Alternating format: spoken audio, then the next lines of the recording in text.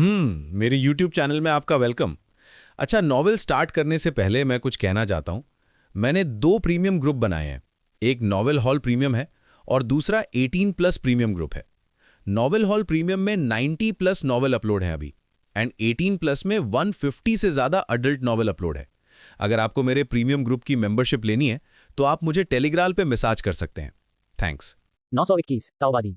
हालांकि यह एक छोटा सा गांव है, इसकी जनसंख्या हजारों में है, जो इसे कुछ नश्वर शहरों की तुलना में अधिक समृद्ध बनाती है। यहाँ के सच्चे अमरों ने खनन पूरा कर लिया है और उनके पास 300 से अधिक दाव सिद्धांत हैं। बहुत कम संख्या में लोग ईमानदारी से दाव सिद्धांत क्रिस्टल को संघनित करने के लिए गांव में रहेंगे, लेकिन एक को संघनित करने में 3 मिलियन वर्ष लगते हैं, जो बहुत अधिक नुकसान है। कई सच्चे अमर पास के पहाड़ों और जंगलों में दाव जानवरों का शिकार करने के लिए टीम बनाते हैं।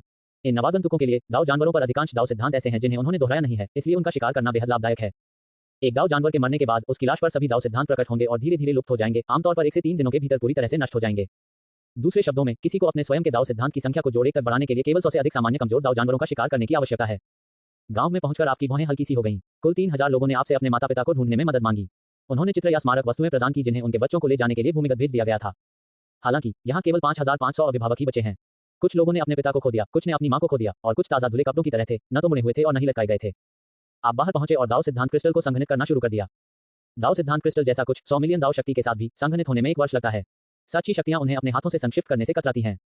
वे सभी अन्य सच्चे अमरों का उपयोग खनन मशीनों के रूप में करते हैं, भारी मात्रा में दाव सिद्धांत क्रिस्टल प्राप्त करने के लिए अन्य तरीकों को अपनाते हैं, जैसे किसी क्षेत्र की रक्षा के लिए डकैती करना, हत्या करना या शहर स्थापित करना, घर बेचना और सुरक्षित घर किराए पर लेना।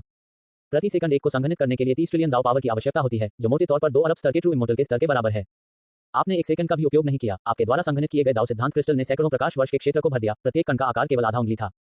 अपनी उंगली के एक झटके से आपने इन दाव सिद्धांत क्रिस्टल को 3000 से अधिक परिवारों के बीच समान रूप से वितरित किया, और संयोग से प्रत्येक परिवार को दाव सिद्धांतों से संघनित एक छोटा भंडारण पाउच उपहार में दिया। यह माता पिता से पैसे मांगने से लेकर माता पिता को पैसे देने तक चला गया। आपने अभी 2 दिन पहले रिटर्न टू ट्रूथ का उपयोग किया था, और आप उनके लिए अंक जोड़ने के लिए यहाँ 5 दिन और इंतजार करने में बहुत आलसी थे, इसलिए पैसे का एक छोटा सा उपहार पर्याप्त होगा। आखिरकार एक निश्चित दृष्टिकोण से उन्हें आपका वह माना जा सकता है, भले ही यह एक साधारण लेन देन ही क्यों ना हो। ये भाग विराम चिन्ह के बारे में है। आपने उन माता पिता को यह भी याद दिलाया कि यह वह पेंशन थी जिसे उनकी बेटियों ने उनके लिए कमाने के लिए कड़ी मेहनत की थी, और भूमिगत में पैसे भेजना याद रखें। ये भाग पितृभक्ति के बारे में है, माता पिता को चुकाने के बारे में है। जहां तक उन लोगों का सवाल है जिन्होंने अपने माता पिता दोनों को खो दिया है, आप शेष सभी अवितरित दाव सिद्धांत क्रिस्टल केवल उन बेटियों के खातों में जमा कर सकते हैं जिन्होंने दोनों माता पिता को खो दिया है। उन्होंने आपसे अपने माता पिता को पैसे भेजने के लिए याद दिलाने के लिए कहा था, और भले ही उनके माता पिता नहीं थे, फिर भी आप उनके पास थे। उन्होंने तुम्हें भी वही बुलाया था। आप पूरी तरह से उनके पिता के रूप में कार्य कर सकते हैं, है ना? father.jpg। संबंधित संस्थान को ढूंढने और संबंधित भूमिगत खातों में धन हस्तांतरित करने के बाद आप 6ठी श्रेणी के शहर नॉर्थ गॉड सिटी की ओर चले गए। शहर के गेट पर पहुंचने पर गार्ड के रूप में कार्य करते हुए 200-400 मिलियन स्तर के ट्रू इमॉर्टल्स ने रास्ता अवरुद्ध कर दिया। 3 दाव सिद्धांत क्रिस्टल 1 महीने के लिए शहर के बाहरी 3 रिंगों के भीतर जाने की अनुमति देते हैं, या दूसरी श्रेणी का पावर हाउस मुफ्त में प्रवेश कर सकता है। यदि आप तीसरी श्रेणी के पावर हाउस हैं, तो आप हमारे नॉर्थ गॉड सिटी में शामिल होने का विकल्प भी चुन सकते हैं और 5वीं रिंग के भीतर एक अमर गुफा मुफ्त में प्राप्त कर सकते हैं। स्टार यूनिवर्स में सच्ची अमर शक्ति को स्तरों द्वारा विभाजित किया गया है। रेजोनेटिंग ट्रू इमोर्टल से नीचे वाले लोग अनारक्षित हैं। एक -9.999 बिलियन का स्तर प्रथम श्रेणी है, 10-19.999 बिलियन का स्तर द्वितीय श्रेणी है, इत्यादि। आपने लापरवाही से शहर के द्वार पर दाव स्टोन की ओर अपना हाथ बढ़ाया। ये दाव स्टोन लक्ष्य के भीतर दाव सिद्धांत अनुपात को समझ सकता है। संवेदन विधि दाव सिद्धांत अनुनाद मध्य अध्याय 720 के समान है, लेकिन इसके लिए दूसरे पक्ष को सक्रिय रूप से दाव पावर को इंजेक्ट करने की आवश्यकता होती है। कोई भी दुश्मन की ताकत की यूं ही जांच नहीं कर सकता। स्टार यूनिवर्स के पास कुल 23.1 बिलियन दाव सिद्धांत हैं, जिनमें से लगभग 200 मिलियन को आपने अभी तक अपने भीतर दोहराया नहीं है। इसलिए जब आपकी दाव पावर इंजेक्ट की गई, तो इस दाव स्टोन का 99% से अधिक हिस्सा जल उठा, जिससे दोनों गार्डों को लगा कि उन्हें कुछ भ्रम का अनुभव हो रहा है। 23 या 24 स्तरीय बड़ा शॉट नहीं, क्या 20वीं श्रेणी से ऊपर के सच्चे अमर वास्तव में सतह पर मौजूद हैं? वे 5 अरब वर्षों से यहाँ शहर के द्वार पर ड्यूटी पर थे, और अब तक उन्हें जो सबसे मजबूत व्यक्ति मिला था वह केवल चौथे स्तर का था। हालांकि कुछ उत्तरजीवी पूर्वाग्रह थे, सच्चे बिजली घरों को शहर के द्वार से प्रवेश करने की आवश्यकता नहीं थी, लेकिन उन्हें अब भी ऐसा लग रहा था जैसे उन्होंने कोई भूत देखा हो। उन्होंने स्वयं निर्णय लेने का साहस नहीं किया और तुरंत सिटी लॉर्ड से संपर्क किया, जो कई वर्षों से एकांत में थे। आप खुशी खुशी अंदर चले गए। स्टार यूनिवर्स के वर्गीकरण के अनुसार आप पर पुनर्जन्म के सार और 203-1250 दिनों को देखते हुए अब आपको 50 स्तरीय माना जाना चाहिए। नॉर्थ गॉड सिटी के सिटी लॉर्ड 5.7 अरब स्तर के बुजुर्ग, जो 2 अरब वर्षों से एकांत में थे, ने सम्मानपूर्वक आपको शहर में आमंत्रित किया और अपनी अविवाहित बेटियों में से एक को आपसे मिलवाया। ये बूढ़ा आदमी वास्तव में जानता है कि खुद को कैसे संचालित करना है। कुछ दिनों बाद आपने उनकी बेटी से थोड़ा सा समय लिया और उन्हें एक एक्स से पुरस्कृत किया। उसने समय कैसे निकाला? अगले दिन वह अपनी सभी अविवाहित परपोतियों और परपोतियों को भी आपके लिए ले आए। इस बार ये सिर्फ एक नहीं बल्कि 1 अरब था। आप इसे लगभग संभाल नहीं सके। 100 साल बाद आप अपने व्यस्त कार्यक्रम से फुर्सत का एक पल छीनने में कामयाब रहे, लेकिन उस पल का तेजी से पीछा किया गया और काट लिया गया, जिससे आपको उसे वापस भरने के लिए मजबूर होना पड़ा। आपने अभी भी समय निकालने पर जोर दिया। मुझे बाहर जाने दो, मैं तुम्हारे परदादा को महत्वपूर्ण काम निपटाने हैं। तभी नॉर्थ गॉड सिटी लॉर्ड की 4827वीं पीढ़ी की पोती होठों को फुलाते हुए चली गई। सिटी लॉर्ड 3 मिनट में अपना एकांतवास समाप्त कर लेंगे और अपनी हवेली के बाहर आपका इंतजार कर रहे होंगे। किसी के पर परदादा, परपोती के साथ उनके परदादा के सामने रहना आपको हमेशा अजीब लगता था, भले ही आप विशुद्ध रूप से दाव के गहन सत्य पर चर्चा कर रहे थे। हालांकि यह आपसी सहमति का मामला था, तीनों में से किसी ने भी कोई आपत्ति नहीं जताई, फिर भी आप असहज महसूस कर रहे थे। आप बिल्कुल सही समय पर बाहर आए हैं। सिटी लॉर्ड की अभिव्यक्ति गंभीर थी। मैं भी अभी एकांत में था, लेकिन स्टार यूनिवर्स हेवनली पैलेस ने अभी मुझे एक जरूरी सूचना जारी की है। दाव जानवरों, बर्बर और मूर्ख अजीब प्राणियों के समूह के बीच एक महान परिवर्तन हुआ है। स्टार यूनिवर्स में दाव प्रिंसिपल क्रिस्टल्स के कठोर मुद्रा के रूप में प्रचलन के कारण ट्रू इमॉर्टल्स भी एकांत में चले जाते हैं। ये व्यवहार अन्य स्थानों पर नहीं होता। अध्याय 825 का अंत। मूल नॉर्थ गॉड सिटी लॉर्ड को पता था कि उनके पास कुछ दाव सिद्धांतों का अभाव है, लेकिन जंगली दाव जानवरों पर उन दाव सिद्धांतों की अनुपस्थिति से परेशान थे और संबंधित दाववादी मंदिर वातावरण स्थापित करना मुश्किल था। इसलिए वह केवल उन दाव सिद्धांतों की अभिव्यक्तियां निकाल सकता था, उन्हें अपने सामने रख सकता था और एकांत की स्थिति में प्रवेश करने के लिए दाव सिद्धांत क्रिस्टल का उपयोग कर सकता था। लेकिन आपके द्वारा उसके लिए अंक जोड़ने के बाद उसने न केवल अपनी युद्ध शक्ति को दोगुना कर दिया, जो एक अतिरिक्त प्रतिध्वनि के बराबर है, बल्कि वह हमेशा के लिए दाव एकीकरण में भी रह सकता है। उन्होंने मूल रूप से कई 100 मिलियन वर्षों तक अपने एकांत को जारी रखने की योजना बनाई थी ताकि कई और प्रतिध्वनियों से गुजर सकें, जिससे उनकी ताकत काफी बढ़ जाए, लेकिन अब एक अप्रत्याशित स्थिति पैदा हो गई थी। स्टार यूनिवर्स हेवनली पैलेस ने अपना सबसे जरूरी नोटिस जारी किया था, जिसमें उसे तुरंत वहां पहुंचने के लिए कहा गया था। स्टार यूनिवर्स हेवनली पैलेस, सतह पर ट्रू इमॉर्टल्स द्वारा संयुक्त रूप से स्थापित सर्वोच्च शक्ति। नस्ल की परवाह किए बिना मानव, जानवर या अन्य कोई भी सच्चा अमर जो सामान्य साधना के माध्यम से 7वें दायरे में प्रवेश करता है, अनुनाद चरण में प्रवेश करते ही स्वचालित रूप से शामिल हो जाएगा। जब आप घटनास्थल पर पहुंचे तो माहौल अविश्वसनीय रूप से गमगीन था। जब तक आपने अपना 24 चौथा स्तरीय कल्टीवेशन प्रदर्शित नहीं किया, तब तक उन्हें जीवन की हुई का थोड़ा सा हिस्सा वापस नहीं मिला। वहां वास्तव में एक 20 स्तरीय बिजली घर है। मुझे लगा कि यह क्षेत्र केवल किंवदंतियों में ही अस्तित्व में है। उस मामले में हमें आशा रखनी चाहिए, है ना? 24वीं श्रेणी, यह 19वीं श्रेणी के ब्लेजिंग ड्रैगन सम्राट से हजारों गुना अधिक मजबूत है। सतह पर हमारे सच्चे अमर बच गए हैं। हालांकि आपकी उत्पत्ति का पता नहीं चल सका, लेकिन आपने जो दाव शक्ति प्रदर्शित की, उसने साबित कर दिया कि आप एक सच्चे अमर थे, न कि दाव जानवर। आपको सर्वोच्च सम्मेलन कक्ष में आमंत्रित किया गया था, जिसमें केवल 18वीं श्रेणी से ऊपर के शक्तिशाली लोग ही भाग लेने के योग्य थे। नॉर्थ गॉड सिटी के सिटी लॉर्ड को भी आपकी उपस्थिति से लाभ हुआ। उन्हें उन बड़े शॉट्स को पूरा करने का मौका मिला। हालांकि उसे लगा कि अगले 100 या 80 अरब वर्षों में वह उन प्राणियों को पकड़ने में सक्षम होगा जिन्हें वह एक बार केवल देख सकता था। सम्मेलन कक्ष में दाव सिद्धांतों या शक्ति की संख्या के आधार पर प्रत्येक सच्चे अमर को निम्न से उच्च तक बैठाया गया था। 18.8 बिलियन स्तर का पैलेस मास्टर सबसे ऊपर बैठा था और आप पैलेस मास्टर के शीर्ष पर बैठे थे। कुछ छोटे विवरणों पर ध्यान देने की आवश्यकता नहीं है, जो आगे है वह मुख्य बिंदु है। हर कोई हमें प्राप्त नवीनतम खुफिया जानकारी के अनुसार दाव 20 जाति के भीतर एक उत्परिवर्तन हुआ है। पैलेस मास्टर ने धीरे धीरे बोलना शुरू किया। हम भूमिगत प्राणी हैं जो मेहनती साधना के माध्यम से अमर बन गए, इस प्रकार जीवित रहने और दाव को समझने के लिए सतह पर आए। अरबों साल पहले जब हमारे पूर्वज पहली बार पृथ्वी की परत को तोड़कर भूमि पर खड़े हुए थे, तो उन्होंने पाया कि सतह खाली नहीं थी, बल्कि जंगली जानवरों, दाव जानवरों से भरी हुई थी। जीवित प्राणियों की बुद्धिमत्ता के आधार पर हमने अब उन आदिम अज्ञानी दाव जानवरों को दबाते हुए सतह पर विशाल क्षेत्रों पर कब्जा कर लिया है। लेकिन पैलेस मास्टर के स्वर में भय और बेचैनी व्यक्त हो रही थी। उन्होंने खुफिया जानकारी हासिल करना शुरू कर दिया है। भूमिगत, जहां हमारे सभी जीवित प्राणियों की उत्पत्ति होती है, सबसे आदिम ग्रह है। उन ग्रहों पर सबसे पहले एकल कोशिका वाले जीव प्रकट हुए, जो बहुकोशिकीय जीवन में विकसित हुए, फिर मछलियां, पौधे, भूमि के जानवर। एक निश्चित क्षण तक बुद्धिमान प्राणी विकसित हुए। उन्होंने उपकरणों का उपयोग करना सीखा, खेती करना सीखा।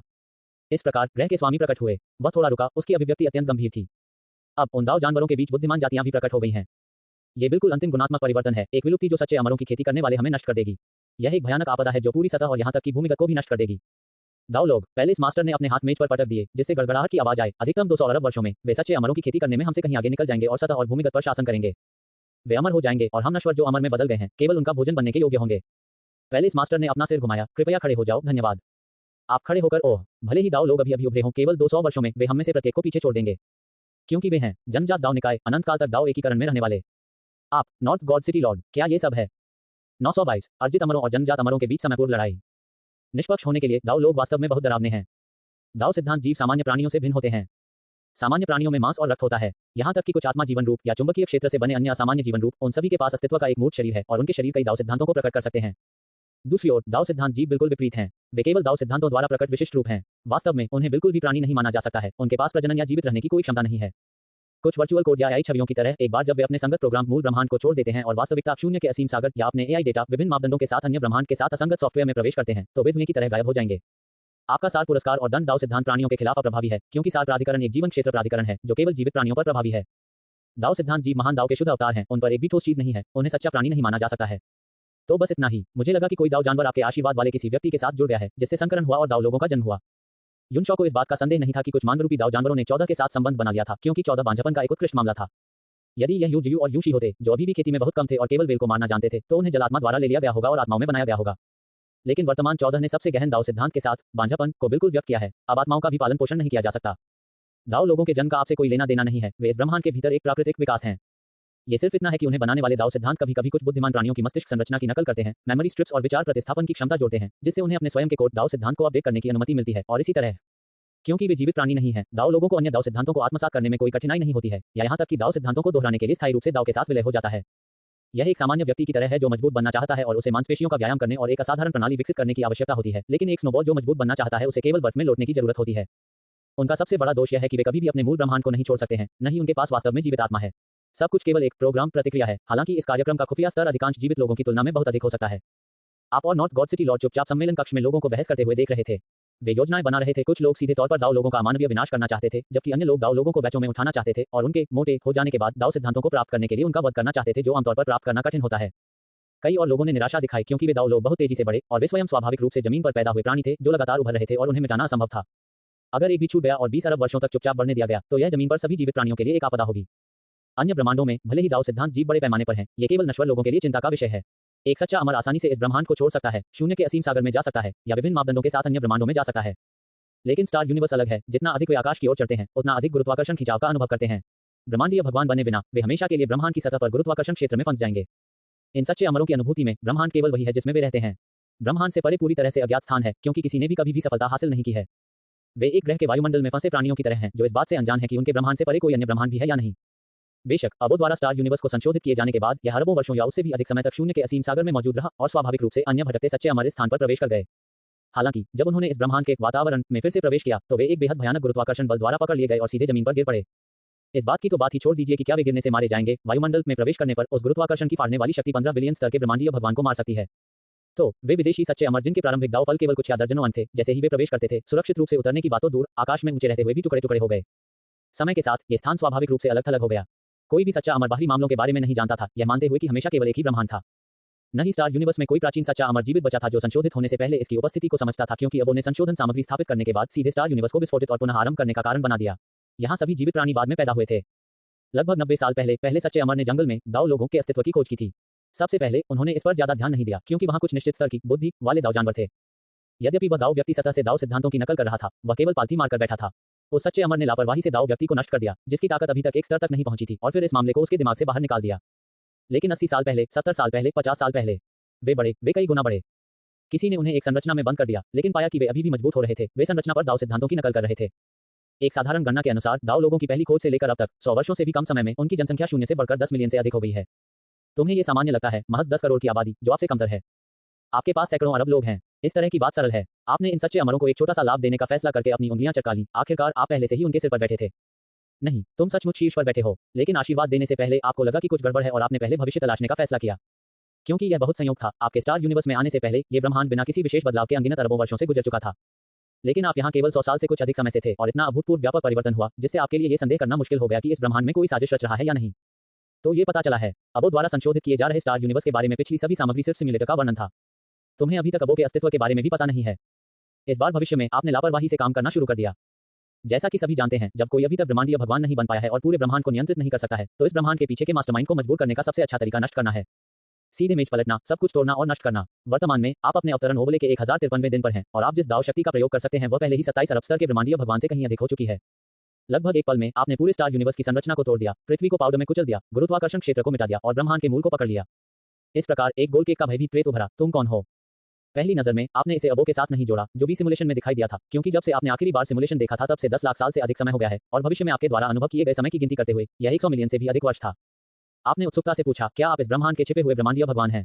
आपने विशेष रूप से इस गुरुत्वाकर्षण क्षेत्र जेल ब्रह्मांड का निर्माण किया है और ये दाव लोग भी आपके ही काम हैं। अबो, यह मैं हूँ। मैं संग्रह करने लायक कुछ उत्कृष्ट ब्रह्मांड बनाना चाहता था। आपकी शक्ति मेरे मुख्य शरीर से भी ऊपर है। क्या ऐसा हो सकता है? आप एक दाव भगवान हैं। इकट्ठा करें। शब्द सुनकर आपको अचानक एहसास हुआ, ठीक है, यह आप हैं। आपने इसे पकड़ लिया और तुरंत इसकी आत्मा की खोज की। जैसा कि आपने उम्मीद की थी, यह अबो था, पूर्ण ब्रह्मांड मास्टर जिसने 9 दायरे स्वर को राक्षसी रूप से संशोधित किया था। मूल रूप से इसकी योजना के अनुसार दाव लोगों को उभरने के लिए अभी भी अज्ञात अरबों वर्षों की प्रतीक्षा करने की आवश्यकता थी, जब तक कि बुद्धिमान प्राणियों ने 22.8 अरब स्तर या उससे अधिक के सच्चे अमरों को जन्म नहीं दिया। लगभग पूरी तरह से दाव जानवरों को कुचल दिया। फिर एक मौत का मैच सामने आएगा, अधिग्रहित दाव खेती करने वाले प्राणियों के बीच जो भूमिगत से बाहर आ रहे हैं और सतह पर दाव को प्राप्त करने के लिए पैदा हुए जनजात अमर देवताओं के बीच। उस समय सभी प्रकार की मानवीय स्थितियां अनिवार्य रूप से प्रकट होंगी। उदाहरण के लिए कुछ अर्जित सच्चे अमरों का मानना होगा कि वे मूल रूप से सबसे निचली प्रजाति थे और भले ही उन्होंने अमर स्वर्गारोहण प्राप्त करने के लिए कड़ी मेहनत की हो, अंततः उनका उन दाव लोगों से कोई मुकाबला नहीं होगा जो स्थायी रूप से दाव में विलीन हो गए थे और अमर पैदा हुए थे। स्वाभाविक रूप से कुछ अनिच्छुक व्यक्ति भी प्रकट होंगे, भले ही हम मिट्टी के नीचे से रेंगने वाले कीड़े हों, हम सतह पर अमर देवताओं का सामना करने का साहस करते हैं। वहां सच्चे अमर लोग दाव लोगों को उठाएंगे और उनका वध करेंगे, भूमिगत होकर भागेंगे और विरोध करेंगे। वहां दाव लोग भी होंगे जो अपने बड़प्पन की घोषणा करते हैं, नश्वर के रूप में पैदा हुए सामान्य प्राणियों को आज्ञाकारी रूप से खुद को मुर्गियों और बत्तखों के रूप में मानते हैं, सक्रिय रूप से अपने कुलों को नियमित अंतराल पर दाव लोगों के लिए खिलौने के रूप में पेश करते हैं, नृत्य में योगदान देते हैं या अपने मनोरंजन के लिए एक दूसरे से लड़ते हैं। और ये अबो का क्लोन दो जातियों की लड़ाई के सबसे रोमांचक क्षण में अपने मुख्य निकाय द्वारा पूर्व क्रमादेशित यूनिवर्स कंट्रोल पैनल का उपयोग करेगा, पूरे अंतरिक्ष समय को ठोस करेगा, फिर अपने मुख्य निकाय को याद करेगा और मुख्य निकाय स्टार यूनिवर्स को अपने संग्रह शेल्फ में रखेगा। आपकी उपस्थिति ने समय से पहले ही दाव लोगों के जन्म को गति दे दी। जिस दिन आपने नॉर्थ गॉड सिटी में प्रवेश किया, आपने एक छिपी हुई चाल के साथ दाव स्टोन का उपयोग किया। परीक्षण किए गए दाव सिद्धांत की गिनती अपलोड की गई, जिससे ये चिंताजनक हो गया। हालांकि उस समय आपकी पूरी तरह से जांच करने में ये बहुत आलसी था और आपकी उत्पत्ति का पता नहीं लगा सका, फिर भी इसने संबंधित नियंत्रण कक्ष बटन दबाया क्योंकि शर्तों को पूरा करने वाला एक सच्चा अमर प्रकट हुआ था। इस प्रकार दाव लोग जागृत होने लगे। अबो का क्लोन बटन क्लिक करने के तुरंत बाद सो गया। कई अरब वर्षों के बाद फिर से जागने की तैयारी कर रहा था, जब दाव लोगों ने धीरे धीरे उपयुक्त क्षण का लाभ उठाने के लिए बुद्धिमान ट्रू इमॉर्टल्स को पकड़ लिया था। आप तो यह ऐसा ही है। आपने भविष्य में एक नया दौर शुरू किया, एक बार फिर से अबो को पकड़कर उसका सार -1 बना दिया। हालांकि यह एक अरब में से एक पूर्ण ब्रह्मांड मास्टर था, फिर भी इसका सार केवल एक गुना था। क्लोन से लेकर मुख्य भाग तक शून्य के संपूर्ण असीम सागर में सभी एबोस को इस क्षण नष्ट कर दिया गया, कोई निशान नहीं छोड़ा गया। जो बचे थे वे केवल एक के बाद एक ब्रह्मांड थे, अपनी इच्छा के अनुसार मनमाने ढंग से संशोधित। 923 तारा, ज्ञान का ठोस सागर, डेटा का बाढ़ वाला सागर और जंगल। इसके अलावा अबो क्लोन का उपयोग कर सकता है और आप स्वाभाविक रूप से संबंधित कौशल का उपयोग कर सकते हैं। जब आप छठे दायरे में थे तो आप अधिक से अधिक उसी ब्रह्मांड या शून्य के असीम सागर के भीतर क्लोन क्षमताओं का उपयोग कर सकते थे। लेकिन उस समय एक बार जब आप विभिन्न मापदंडों के साथ ब्रह्मांड में प्रवेश करते हैं तो आपकी खेती शून्य हो जाएगी और आपके क्लोन भी नष्ट हो जाएंगे। हालांकि एक सच्चा अमर बनने के बाद, विशेष रूप से एक पूर्ण सच्चा अमर बनने के बाद, आप अपने क्लोनों को सभी स्वर्गों और ब्रह्मांडों में छोड़ने के लिए दाववादी जादू का उपयोग कर सकते हैं। कई शरीर एक ही चेतना साझा करते हैं, लेकिन एक दूसरे के साथ उनका संचार बहुत मुश्किल है। लेकिन अंततः आपके पास केवल एक ही मुख्य निकाय है। यदि आप चाहते हैं कि प्रत्येक क्लोन मुख्य निकाय में परिवर्तित हो सके और वास्तविक समय संपर्क बनाए रख सके, तो आपको उत्पत्ति की भूमि पर जाना होगा और असंख्य ट्रांसफॉर्मेशन डाउनलोड और सूचना दाव मास्टर द्वारा छिपे हुए दाव सिद्धांतों को दोहराना होगा। यही कारण है कि आपने कोई क्लोन नहीं छोड़ा है। हालांकि ये क्लोन आत्म जागरूकता विकसित नहीं करेंगे और विद्रोही नहीं होंगे, आप उनसे संपर्क नहीं कर सकते। आपका सार और पूर्व ज्ञान प्राधिकरण दोनों आपके मुख्य शरीर पर हैं। क्या होगा अगर एक दिन उन क्लोनों को ओल्ड मैन फेट द्वारा पकड़ लिया जाए? आपके सभी रहस्यों का पता चलने से पहले आपको उन धीमे क्लोनों से सूचनाएं भी नहीं मिल सकती हैं और फिर वह उन क्लोनों का उपयोग आपके वर्तमान स्थान को इंगित करने के लिए करेगा। तब आप वास्तव में बर्बाद हो जाएंगे। उद्धरण चिन्ह उद्धरण चिन्ह। स्रोत को खोजने और हल करने के बाद अब चीजों को संभालना बहुत आसान हो गया। स्टार यूनिवर्स हेवनली पैलेस के सर्वोच्च सम्मेलन कक्ष में एक भारी कीमत चुकाने के बाद आपका चेहरा पीला पड़ गया था और आपकी अभिव्यक्ति उदासीन थी। आपने सम्मेलन में 18वीं रैंक और उससे ऊपर के कई शक्तिशाली लोगों को दाव संगम की स्वप्न जैसी स्थिति में डुबो दिया। यदि उन दाववादियों और उनके दाव फ्रूट ट्रू इमॉर्टल्स के बीच मूलभूत अंतर नहीं होता, तो उन्हें यह भी संदेह होता कि क्या तथाकथित दाववादी भी आपके इनाम से उत्पन्न हुए हैं। कुछ लोग केवल खुद को पुरस्कृत करते समय पीले पड़ जाते हैं, लेकिन शीशी दूसरों को पुरस्कृत करते हैं। जल्द ही कुछ लोग या शातिर जानवर दाव संगम राज्य द्वारा लाए गए परमानंद से उबर गए और आपकी असुविधाजनक अभिव्यक्ति पर ध्यान दिया। क्या गलत है, महामहिम? सम्मेलन कक्ष के सबसे दूर कोने में नॉर्थ गॉड सिटी लॉर्ड को लगा कि विषय अंततः उनके सबसे कुशल डोमेन पर आ गया है। उन्होंने आगे बढ़कर कहा, अमर भगवान यूंग को स्टार प्रेम के देवता के रूप में भी जाना जाता है। भूमिगत समय के दौरान वह पूरे ब्रह्मांड में अपना प्यार फैलाते हुए सितारों के बीच घूमते रहे और उसने आपके लिए जो कुछ भी किया है वह उसकी अपनी शक्ति को नष्ट कर देता है। यह उसके भीतर के प्रेम को नष्ट कर देता है। तो फिर हमें क्या करना चाहिए? सरल, बस 1500 साल बाद स्लीप ऑफिशियल के रूप में आपको नींद के लिए ट्रू इमॉर्टल्स की एक और लहर मिली और पता चला कि एक वायर ट्रू इमॉर्टल्स अभी भी समग्र रूप से शीर्ष पर है। आखिरकार सबसे पुराने दाववादी का जन्म केवल 600 साल पहले हुआ था। भले ही वे समझने की क्षमता तक सीमित न हो, वे प्रति वर्ष एक दाव सिद्धांत को दोहरा सकते हैं जब उनकी दाव शक्ति 1 है और प्रति वर्ष 2 दाव सिद्धांतों को दोहरा सकते हैं जब उनकी दाव शक्ति 10 है। लेकिन केवल 1600 वर्षों में उनके दाव सिद्धांतों की कुल संख्या अधिकतम कई हजार अंक तक पहुंच जाएगी। यहां तक कि अन्य दाव जानवर सच्चे अमरों के दाव सिद्धांतों का शिकार और भक्षण करने पर भी ये केवल कुछ मिलियन या दसियों लाख अंक की होगी, पहली रैंक तक भी नहीं पहुंचेगी। हालांकि उनके पास पहले से ही एक निश्चित मात्रा में शक्ति थी जो कई कमजोर सच्चे अमरों को धमकाने के लिए पर्याप्त थी, जिन्होंने अभी खनन समाप्त किया था। विशेष रूप से चूंकि इन दाववादियों के पास भी उत्कृष्ट ज्ञान था, दाव सिद्धांतों को लगातार देखने में सक्षम होने के कारण वे आने वाले दाववादी जादू का सामना करते समय तुरंत इष्टतम समाधान पा सकते थे। कभी कभी अपनी दाव शक्ति से दर्जनों गुना अधिक सच्चे अमरों की जवाबी हत्या भी कर सकते थे। अगर दाववादियों को इस तरह विकसित होने की अनुमति दी गई तो इसमें 20 अरब साल भी नहीं लगेंगे। शायद केवल 2 अरब वर्षों में एक वायर ट्रू इमॉर्टल्स नुकसान में पड़ जाएंगे। आप पिछले 1000 वर्षों से उन दाववादियों से निपटने में जल्दबाजी नहीं कर रहे हैं, क्योंकि उन्होंने अभी तक कोई महत्वपूर्ण ताकत नहीं बनाई है और आपको कार्रवाई करने की कोई आवश्यकता नहीं है। इसके अलावा वे लगातार उभर रहे हैं, कभी कभी जमीन से उगाते हैं। आप समय समय पर उन्हें उखाड़ने में बहुत आलसी होते हैं। ये बहुत अधिक परेशानी है। अगर उनसे निपटना है तो उन्हें एक ही बार में पूरी तरह से निपटाया जाना चाहिए। अभी पसंद है, स्टार यूनिवर्स में अंतिम दाव सिद्धांत आप पर दोहराया गया था और आप इस ब्रह्मांड के शाश्वत शिखर बन गए। फिर एक ब्रह्मांडीय भगवान के रूप में अपने अधिकार का उपयोग करते हुए आपने ब्रह्मांड के बुनियादी नियमों को फिर से लिखा और दाववादी के ताजा तंत्र को बंद कर दिया। दाववादी मूल रूप से केवल अत्यधिक नकली आई हैं, वे आत्माओं के बिना महान दाव के अवतार हैं। आपने जो किया वह एक सभ्य पारिस्थितिकी तंत्र को नष्ट करने के लिए नहीं था, बल्कि केवल एक उत्पादन श्रृंखला को रोकने के लिए था। ये देखते हुए कि इस ब्रह्मांड ने पहले से ही एक अद्वितीय पारिस्थितिकी तंत्र का गठन किया था, आपने गुरुत्वाकर्षण को वापस लौटने की अनुमति नहीं दी। इन महत्वहीन पहलुओं में आपने उन्हें अपनी मूल स्थिति बनाए रखने और काम करना जारी रखने दिया, अन्यथा कौन जानता है कि एक ही बार में कितने लोग मारे जाएंगे। हालांकि आपने ब्रह्मांड में कुछ निश्चित नोड्स जोड़े हैं, जिससे तार्किक कोर आपदाओं का प्रसार अनगिनत गुना कम हो गया है। फिक्स नोड्स का कार्य तारों वाले आकाश के एक निश्चित हिस्से में तार्किक कोर को ठीक करना है। भले ही कुछ तार्किक कोर नष्ट हो जाएं और गुरुत्वाकर्षण संरचना के पतन की ओर अग्रसर हो, यह एक श्रृंखला प्रतिक्रिया को ट्रिगर नहीं करेगा जिससे आसपास के तार्किक कोर स्थानांतरित हो जाएंगे। आखिरकार वे सभी तार्किक कोर स्थिर हैं, इसलिए यदि कोई प्रभाव होता भी है तो वह बेहद सीमित होता है। आपने वातावरण के भीतर कुछ गुरुत्वाकर्षण को भी कम कर दिया है, जिससे गूंजने वाले सच्चे अमरों को अनुमति मिलती है जिनकी खेती पहली रैंक 100 मिलियन दाव सिद्धांतों से ऊपर तक पहुंच गई है, जिनके पास इस ब्रह्मांड को छोड़ने और कहीं और जाने की शक्ति है, जिससे उन्हें शून्य के अधिक विशाल असीम सागर को देखने की इजाजत मिलती है। जहां तक सामान्य दाव जानवरों की बात है, आपने उन्हें नहीं हटाया। इन दाव जानवरों को स्थानीय संसाधन भी माना जाता है और जैसे जैसे समय बीतता जाएगा वे धीरे धीरे दबा दिए जाएंगे और बुद्धिमान प्राणियों से आगे निकल जाएंगे। ये जाने का समय है। आप काफी अनिच्छुक थे, लेकिन इस ब्रह्मांड के सभी दाव सिद्धांतों को आपके द्वारा दोहराया गया था। लंबे समय तक रहने से कोई और लाभ नहीं मिलेगा और आप और भी तेजी से दाव भगवान बनना चाहते थे। स्टार यूनिवर्स ने आपको 24.1 बिलियन के स्तर से 24.3 बिलियन के स्तर तक छलांग लगाने की अनुमति दी, 2 और प्रतिध्वनि प्राप्त की, जिससे आपकी सामान्य स्थिति इस ब्रह्मांड में आने से पहले की तुलना में 4 गुना अधिक मजबूत हो गई। इसके अलावा आपने एक पूर्ण सच्चे अमर होने का एक और फायदा खोजा। यदि एक पूर्ण सच्चा अमर एक निश्चित ब्रह्मांड में एक ब्रह्मांडीय भगवान बन जाता है और उनके दाव सिद्धांतों की कुल संख्या ब्रह्मांड से अधिक हो जाती है तो अनुनाद प्रभाव के 2 सेट बनेंगे। आपके पास कुल 24.3 अरब दाव सिद्धांत हैं। शून्य के असीम सागर में, इसका मतलब है 24.3 अरब दाव पावर का आधार, साथ ही 243 गुना 2 गुना अनुनाद। हालांकि जब आप स्टार यूनिवर्स में ब्रह्मांडीय भगवान बन गए जिसमें 23.1 अरब दाव सिद्धांत हैं, तो आपकी ताकत 24.3 अरब दाव पावर, साथ ही 231 गुना 10 गुना अनुनाद और 12 गुना 2 गुना अनुनाद पर आधारित है। 400 साल बाद आप ब्रह्मांड के ज्ञान ठोस महासागर में पहुंचे। नाम से ये स्पष्ट है कि यह एक ब्रह्मांड है जो मुख्य रूप से सूचना दाव मास्टर के अधिकार के भीतर रखे गए 3 बिलियन दाव सिद्धांतों पर हावी है। अनंत ज्ञान पूरे ब्रह्मांड को एक विशाल महासागर की तरह भरता है, लेकिन यह महासागर एक ठोस खंड है। समुद्र का प्रत्येक छोटा बुलबुला एक संसार है। ज्ञान के ठोस महासागर में पूरी तरह से ताकत आधारित, अपरिष्कृत और अनाड़ी असाधारण प्रणाली को सबसे अधिक है दृष्टि से देखा जाता है। लोगों द्वारा वास्तव में जिस चीज का स्वागत किया जाता है और जिसकी मांग की जाती है वह आर्कन मटेरियलाइजेशन और बायोलॉजी जैसी असाधारण प्रणालियां हैं। रहस्यमय प्रकार के असाधारण अभ्यासकर्ता विभिन्न रून नोड्स को इकट्ठा करके और संयोजन करके परम रहस्यमय मंत्र बना सकते हैं जो केवल 2 या 3 क्षेत्रों की साधना के साथ सितारों को नष्ट करने में सक्षम है। भौतिकी प्रकार के असाधारण चिकित्सक साधना के माध्यम से विद्युत चुंबकत्व को नियंत्रित करते हैं, पदार्थ के मूल रूपों को विघटित करने में सक्षम होते हैं, व्यापक क्षेत्र के वज्र चुंबकीय हमलों के खिलाफ प्रतिरक्षा के लिए फैराडे पिंजरे बनाते हैं और कभी-कभी कई क्षेत्रों में दुश्मन के शरीर को भी तोड़ देते हैं। जीव विज्ञान प्रकार के असाधारण चिकित्सक विभिन्न कोणों से विकास से गुजरते हैं, कोशिका क्षमता को उत्तेजित करते हैं, कार्बन आधारित से सिलिकॉन आधारित में संक्रमण करते हैं, सभी चरम वातावरणों को अपनाते हैं और परम जीव बन जाते हैं। बेशक सबसे शक्तिशाली विशुद्ध रूप से तकनीकी प्रणाली है, आखिरकार असाधारण केवल एक व्यक्ति का उत्थान है, जबकि प्रौद्योगिकी पूरी सभ्यता की छलांग है। इसके अलावा हालांकि विभिन्न दुनिया के प्राणी मुख्य रूप से ज्ञान का पीछा करते हैं, ज्ञान का प्रकार उनके स्थान के वातावरण पर निर्भर करता है। जैसा कि पहले उल्लेख किया गया है, संपूर्ण ब्रह्मांड ज्ञान का एक ठोस महासागर है और वे संसार महासागर में बस छोटे बुलबुले हैं। इस महासागर में ज्ञान का वितरण एक समान नहीं है। कुछ ठोस समुद्री क्षेत्रों में ऑप्टिक्स का प्रभुत्व है, जबकि अन्य में यांत्रिकी का अनुपात अधिक है। इन ठोस महासागर खंडों में निहित ज्ञान धीरे धीरे विश्व बाधाओं के माध्यम से दुनिया में प्रवेश करता है, इसलिए उस दुनिया के प्राणी ज्ञान की उस विशेष दिशा में विकसित होते हैं। जब उनकी सभ्यता तीसरे क्षेत्र में पहुंचती है तो वे विश्व बाधा को तोड़ सकते हैं और सीधे बाहर ठोस ज्ञान का अनुभव कर सकते हैं, जिससे सभ्यता के विकास के स्वर्ण युग में प्रवेश होता है। जब उनके पास 5वें क्षेत्र की शक्ति होती है तो वे ठोस ज्ञान का भी खनन कर सकते हैं। इसका कुशलतापूर्वक उपयोग करके सभ्यता को हीरा युग में ला सकते हैं, जिसे हीरा खनन युग भी कहा जाता है। खनन ज्ञान के लिए न्यूनतम आवश्यकता एक कांटे की शक्ति है। दुनिया के कई नारे हैं, चमत्कारों के इस युग में ज्ञान हीरे की तरह चमकता है। वे वहां हैं, हमारे खनन का इंतजार कर रहे हैं। 300 साल बाद आप नॉलेज सॉलिडिफाइड ओशन के समान पड़ोसी ब्रह्मांड में पहुंचे, डेटा टोरेंट सागर। ज्ञान ठोस महासागर में सारा ज्ञान ठोस खजाने के रूप में मौजूद है जो लोगों के उत्खनन की प्रतीक्षा कर रहा है।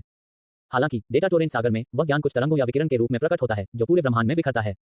एक साधारण ग्रह पर एक साधारण जंगली व्यक्ति अचानक एक Interstellar super communication base station बनाने के लिए पर्याप्त ज्ञान का आधार प्राप्त कर सकता है। ऐसा इसलिए है क्योंकि वह संबंधित डेटा टोरेंट से प्रभावित हुआ था। इस ब्रह्मांड में छठे दायरे को तोड़ने या छठे दायरे के बराबर एक तकनीकी सभ्यता बनाने के बाद इस प्रक्रिया में शामिल जानकारी और ज्ञान की मात्रा एक व्यापक डेटा लाइन बनाएगी।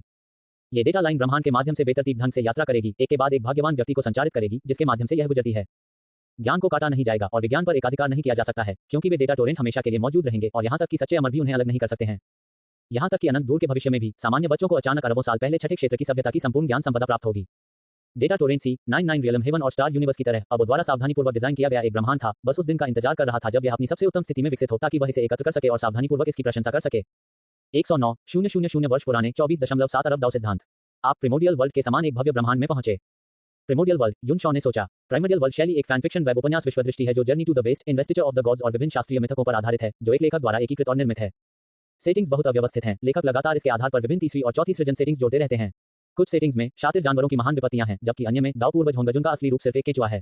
वास्तव में जर्नी टू द वेस्ट स्वयं लोक किंवदंतियों की दूसरी रचना है। अलंकरण of the gods journey to the west की और भी बाद की दूसरी रचना है और प्राइमोडियल वर्ल्ड शैली सृजन पर सृजन है, अंतहीन निर्माण कर रही है। आप नहीं जानते कि यह प्रिमोडियल वर्ल्ड का कौन सा संस्करण है, लेकिन आप बहुत स्पष्ट हैं, ये निश्चित रूप से दाव लॉर्ड से अधिक मजबूत नहीं है, जब तक कि किसी निश्चित दाव भगवान का यहाँ अवतार न हो। हालांकि ऐसा नहीं है। इस आदिम विश्व ब्रह्मांड में वास्तव में एक दाव पूर्वज होंगजुन मौजूद है जो इस ब्रह्मांड का शाश्वत शिखर भी है। लेकिन आपके द्वारा एक बार पढ़े गए संस्करणों की तरह इस होंगजुन ने अपने शरीर को स्वर्गीय दाव के साथ विलीन कर दिया, स्वर्गीय दाव का अवतार बन गया, लेकिन साथ ही वह बंधा हुआ है और हमेशा के लिए महान आदिम विश्व ब्रह्मांड में फंस गया है, पार करने में असमर्थ है। उनका अनुभव अतीत में 12 की तरह है जो हमेशा के लिए ब्रह्मांड में फंस गया है। अध्याय 737। 924 अराजकता से आदिकालीन वीरानी तक। आदिम ब्रह्मांड को 2 समय बिंदुओं में विभाजित किया जा सकता है। पहला समय बिंदु 48 समय अवधि पहले था। उस समय कोई आदिम ब्रह्मांड नहीं था, केवल इसका पूर्ववर्ती कैस यूनिवर्स। कैस ब्रह्मांड से पहले ये ब्रह्मांड और अन्य ब्रह्मांड वास्तव में काफी समान थे। प्रत्येक खरबों वर्षों में एक भव्य पुनर्जन्म से गुजरता था, लगातार अपना ब्रह्मांडीय रूप बदलता रहता था। ऐसा एक निश्चित समय तक नहीं हुआ जब ब्रह्मांड अपनी जीवन अवधि की सीमा तक पहुंच गया, एक सुपर विस्फोट और पुनः आरंभ हुआ कि नवजात ब्रह्मांड कैस यूनिवर्स बन गया। अंतहीन कैस ऊर्जा के भीतर अरबों खरबों आदिम कैस दानव देवताओं का पोषण किया गया था, जिनमें से प्रत्येक एक अलग दाव सिद्धांत कानून का प्रतीक था। ये आदिम कैस दानव देवता कैस यूनिवर्स के निर्माण की शुरुआत से लेकर इसके खरब वर्ष के जीवनकाल के अंत तक लड़ते रहे। उन्होंने संपूर्ण ब्रह्मांड को छिन्न भिन्न कर दिया। बाहर से कोई भी सच्चा अमर या यहाँ तक कि ब्रह्मांड से परे के प्राचीन देवता जिन्होंने इसमें शामिल होने का साहस किया, केवल अराजक लड़ाई के झटकों से टुकड़े टुकड़े हो जाएंगे। ऐसा तब तक नहीं हुआ जब तक कि संपूर्ण ब्रह्मांड अपनी अंतिम अरब वर्ष की सीमा में प्रवेश करते हुए सिकुड़ना शुरू नहीं कर दिया कि कैस ब्रह्मांड में केवल 3000 कैस दानव देवता ही बचे थे। ये 3000 सबसे ताकतवर थे, सभी रेजोनेंस टू इमॉर्टल्स 22 अरब के स्तर से ऊपर थे। प्रत्येक ने दाव सिद्धांत की एक अनूठी अभिव्यक्ति पर कब्जा कर लिया जो केवल उनके पास था, जिसने उनमें से किसी को भी ब्रह्मांडीय भगवान बनने से रोक दिया। पैन, होंग, युआन, लुओ, इन 3000 शीर्ष ब्रह्मांडीय दानव देवताओं को पता था कि उन्हें एक निश्चित दाव सिद्धांत की पूर्णता प्राप्त करने के लिए अंतिम अरब वर्षों के भीतर एक विजेता का फैसला करना होगा, अन्यथा वे सभी कैस यूनिवर्स के साथ दफन हो जाएंगे। क्योंकि ब्रह्मांड के भोर में पैदा हुए ये अराजक दानव देवता दाव सिद्धांत प्राणी थे। केवल एक ही नहीं था, होंग। दरअसल मूल होंग भी एक दाव सिद्धांत प्राणी था। हालांकि 120 अरब साल पहले कैस दानव देवताओं के अलावा अन्य जीव अभी भी पूरी तरह से नष्ट नहीं हुए थे और कई सभ्यताएं अभी भी मौजूद थीं। भले ही उन सभ्यताओं में सच्चे अमर हों, वे कभी भी उन दाव सिद्धांत प्राणियों से तुलना नहीं कर सकते। भले ही उन्होंने अपने पूरे जीवन में कितनी भी मेहनत की हो, कम से कम कुछ दसियों हजार दाव सिद्धांतों की नकल की हो, वे सभी कैस दानव देवताओं की छाया में रहते थे और उनमें से अधिकांश ने अमर स्वर्गारोहण के बाद इस मनहूस ब्रह्मांड को छोड़ दिया। यह एक जहरीले परिवार से भागने जैसा है। हालांकि एक सभ्यता, जून, ने कैस दानव देवताओं के खिलाफ कार्रवाई करने का फैसला किया। वे कोई विशिष्ट जाति या शक्ति नहीं थे, बल्कि उन सभ्यताओं का एक संग्रह थे जो कैस दानव भगवान युद्धों के दौरान नष्ट हो गए थे। उन सभ्यताओं के अंतिम विरासत धारकों और शरणार्थियों ने मिलकर जून बनाया। उन्होंने दृढ़ इच्छाशक्ति के साथ प्रतिनिधि का चयन किया। यदि कोई सफल हो सकता है तो वह केवल आप ही हो सकते हैं। कृपया हमारा नाम जून रखें, अंततः आप विजय प्राप्त करेंगे। यहां तक कि सच्चे अमर भी अराजक दानव देवताओं से नहीं निपट सकते, इसलिए हमें उन्हें प्रतिस्थापित करना होगा, वे बनना होगा। केवल एक अराजकता दानव भगवान ही एक अराजकता दानव भगवान को हरा सकता है। आपको इस दानव देव युद्ध को समाप्त करना होगा, आपको इस ब्रह्मांड में शांति बहाल करनी होगी। इस प्रकार धोखे से कब्जे का प्रदर्शन करते हुए जून सफलतापूर्वक कैस दानव भगवान होंग के साथ विलय हो गया। उसने जबरन अपने मांस, रक्त कोशिकाओं और आत्मा को शुद्ध दाव सिद्धांत प्राणी में प्रत्यारोपित कर दिया। फ्यूजन सफल रहा। हालांकि फ्यूजन की शुरुआत में कैस दानव भगवान होंग से संबंधित चेतना ने अभी भी ऊपरी हाथ रखा। गुस्से में सभ्यता जून को नष्ट कर दिया। बाद में प्रतिनिधि ने विभिन्न आकस्मिक योजनाओं के माध्यम से सफलतापूर्वक नियंत्रण ले लिया। इससे आधे मानव आधे दाव सिद्धांत होंगजुन का जन्म हुआ। ये सिर्फ इतना है कि हालांकि कैस दानव भगवान ने मानवीय विशेषताएं प्राप्त की, लेकिन इसका मूल अभी भी एक दाव सिद्धांत प्राणी था। एक बार जब ये कैस यूनिवर्स को छोड़ देगा तो यह अपनी दाव शक्ति खो देगा, लेकिन इससे कोई फर्क नहीं पड़ता, क्योंकि दाव शक्ति खोने के बाद भी मानव भाग मौजूद रहेगा। होंगजुन एक क्लोन को अलग कर सकता है, उस क्लोन को विकसित करने और अमर स्वर्ग प्राप्त करने की अनुमति दे सकता है, एक दाव फल को संघनित कर सकता है और मुख्य निकाय बन सकता है। इस तरह वह अभी भी कैस यूनिवर्स को छोड़ सकता है। लेकिन उनका ऐसा करने का इरादा नहीं था, क्योंकि उनका एक ऊंचा आदर्श था, इन युद्ध अराजकता दानव देवताओं को नष्ट करना और इस ब्रह्मांड में एक उज्ज्वल और स्पष्ट आकाश बहाल करना। उसने खुद को दानव देवता युद्ध में झोंक दिया, खुद को पीछे हटने के लिए मुख्य शरीर से अलग करने को भी तैयार नहीं हुआ। वह तब तक लड़ता रहा जब तक कि केवल अंतिम 3000 दानव देवता ही शेष नहीं बचे। ये दानव देवता ताकत में समान रूप से मेल खाते थे, उनके भीतर दावमूल शक्ति की अंतहीन आपूर्ति थी। कभी कभी कोई लड़ाई स्पष्ट विजेता के बिना लाखों वर्षों तक चल सकती है। पिछले अरब वर्षों में अन्य 2000 से अधिक प्रतिस्पर्धियों को खत्म करना अभी भी बहुत कठिन था। फिर होंगजुन ने एक योजना तैयार की। उन्होंने अपने अनूठे दाव सिद्धांत को पैन को पेश किया, लेकिन बदले में पैन के अनूठे दाव सिद्धांत की मांग नहीं की। उन्होंने पैन के अधीन होने के लिए संतुष्ट होकर शाश्वत चरम अंत बनने में उनकी सहायता करने की इच्छा व्यक्त की। इस कार्रवाई ने बहुत चमकीले पैन को महत्वपूर्ण स्तर का विश्वास अर्जित नहीं कराया। आखिरकार जब पैन का जन्म हुआ तो उसके संपूर्ण अस्तित्व को बनाने वाले दाव सिद्धांत पाशविक बल उन्मुख थे। हालांकि बाद में उन्होंने धीरे धीरे उन्हें 22 बिलियन तक पूरा कर लिया, लेकिन उनकी आदतें बनी रहीं। वह कभी भी सोचने के लिए अपने मस्तिष्क का उपयोग करना पसंद नहीं करता था, केवल उसके पास अत्यधिक उच्च लड़ाकू बुद्धिमत्ता थी। उत्कृष्ट रणनीति के माध्यम से होंगजुन ने पैन को अन्य 2998 कैस दानव देवताओं को क्रमिक रूप से मारने में मदद की। जब संपूर्ण कैस यूनिवर्स केवल 100 मिलियन ट्रिलियन प्रकाश वर्ष के व्यास तक सिकुड़ गया था, तो तीसरे से अंतिम दानव देवता लुओ की भी पैन की कुल्हाड़ी से मृत्यु हो गई। इस बिंदु पर पैन को केवल लुओ के अंतिम शेष दाव सिद्धांत को निगलने की जरूरत थी, ताकि वह राजता ब्रह्मांड का लौकिक भगवान बन सके और सब कुछ नियंत्रित कर सके। उन्होंने आत्मविश्वास से दाव सिद्धांत को दोहराया, होंगजुन के सामने अपनी पीठ खोली, जिस पर उन्हें पूरा भरोसा था और जो उनके भविष्य के कॉस्मिक लॉर्ड के महानतम सेनापति होंगे। और होंगजुन ने पैन पर पिछले कब्जे को दोहराया। दाव सिद्धांत जीव वास्तव में जीवित प्राणी नहीं थे और उनमें महत्वपूर्ण खामियां थीं। समान ताकत के साथ होंगजुन वास्तव में सफल हुआ। आखिरकार उस समय पैन अभी तक ब्रह्मांडीय भगवान नहीं बन पाया था और होंगजुन ने पैन और लुओ को छोड़कर सभी दाव सिद्धांतों को नियंत्रित किया था, जिन्हें अभी अभी हटा दिया गया था। उनकी ताकत में अंतर केवल कुछ दसियों दाव पावर का था। होंगजुन का कब्जा सफल रहा। उन्होंने सफलतापूर्वक पैन पर कब्जा कर लिया, फिर दाव सिद्धांत के अंतिम छोटे से अंश को अपने ऊपर दोहराया और शाश्वत चरम अंत बन गए। ये ठीक उनकी सफलता का क्षण था। कैस यूनिवर्स अपनी सीमा तक संकुचित हो गया और दाव सिद्धांत के मापदंडों में बदलाव शुरू हो गया। अध्याय 735। पैन के पूर्ण ब्रह्मांड मास्टर का दाव सिद्धांत पूरी तरह से शून्य पर रीसेट होने वाला था, केवल होंगजुन की अहंकार चेतना और मांस को पीछे छोड़ते हुए, जो एक नश्वर से थोड़ा मजबूत होगा। बहुत देर हो चुकी है, इस ब्रह्मांड के विनाश को रोकने के लिए बहुत देर हो चुकी है। इसलिए होंगजुन ने कुल्हाड़ी पकड़ ली, स्वर्ग और पृथ्वी ब्रह्मांड को खोल दिया और आखिरी क्षण में अपने लिए एक पूरी तरह से सुरक्षित जगह बनाई, फिर अंदर घुस गया। आखिरकार यह अंतिम ब्रह्मांडीय भगवान द्वारा बनाई गई जगह थी। हालांकि दाव सिद्धांत के पैरामीटर इसके निर्माण के तुरंत बाद पूरी तरह से बदल गए। ये स्थान अभी भी बना रहा और ब्रह्मांड की विलक्षणता के विस्फोट से बमुश्किल बच पाया। विस्फोट के बाद इलाका तुरंत बिखर गया। होंगजुन ने सबसे घातक क्षति से बचने के बाद धीरे धीरे खुद को उस आदिम दाव सिद्धांत महासागर में डुबो दिया। सैकड़ों अरबों साल बाद कॉस्मिक ड्रून का निर्माण हुआ और एक अन्य विस्फोट के कारण गठित कॉस्मिक ड्रून तेजी से बाहर की ओर विस्तारित हुआ और एक बिल्कुल नए ब्रह्मांड में परिवर्तित हो गया। इस विस्फोट ने अलार्म घड़ी की तरह काम किया, जिससे होंगजुन की नींद खुल गई। इसने होंगजुन को जगाया, जो पूरी तरह से इस ब्रह्मांड में विलीन हो गया था, इसे फिर कभी छोड़ने में असमर्थ था और मैं स्वर्गीय दाव हूं, स्वर्गीय दाव मैं हूं बन गया। इस प्रकार दूसरा समय बिंदु आदिकालीन युग अवतरित हुआ। आदिम ब्रह्मांड अपनी रचना से लेकर वर्तमान तक 48 समय अवधि तक चला है, जो पूरे 600 मिलियन वर्ष है।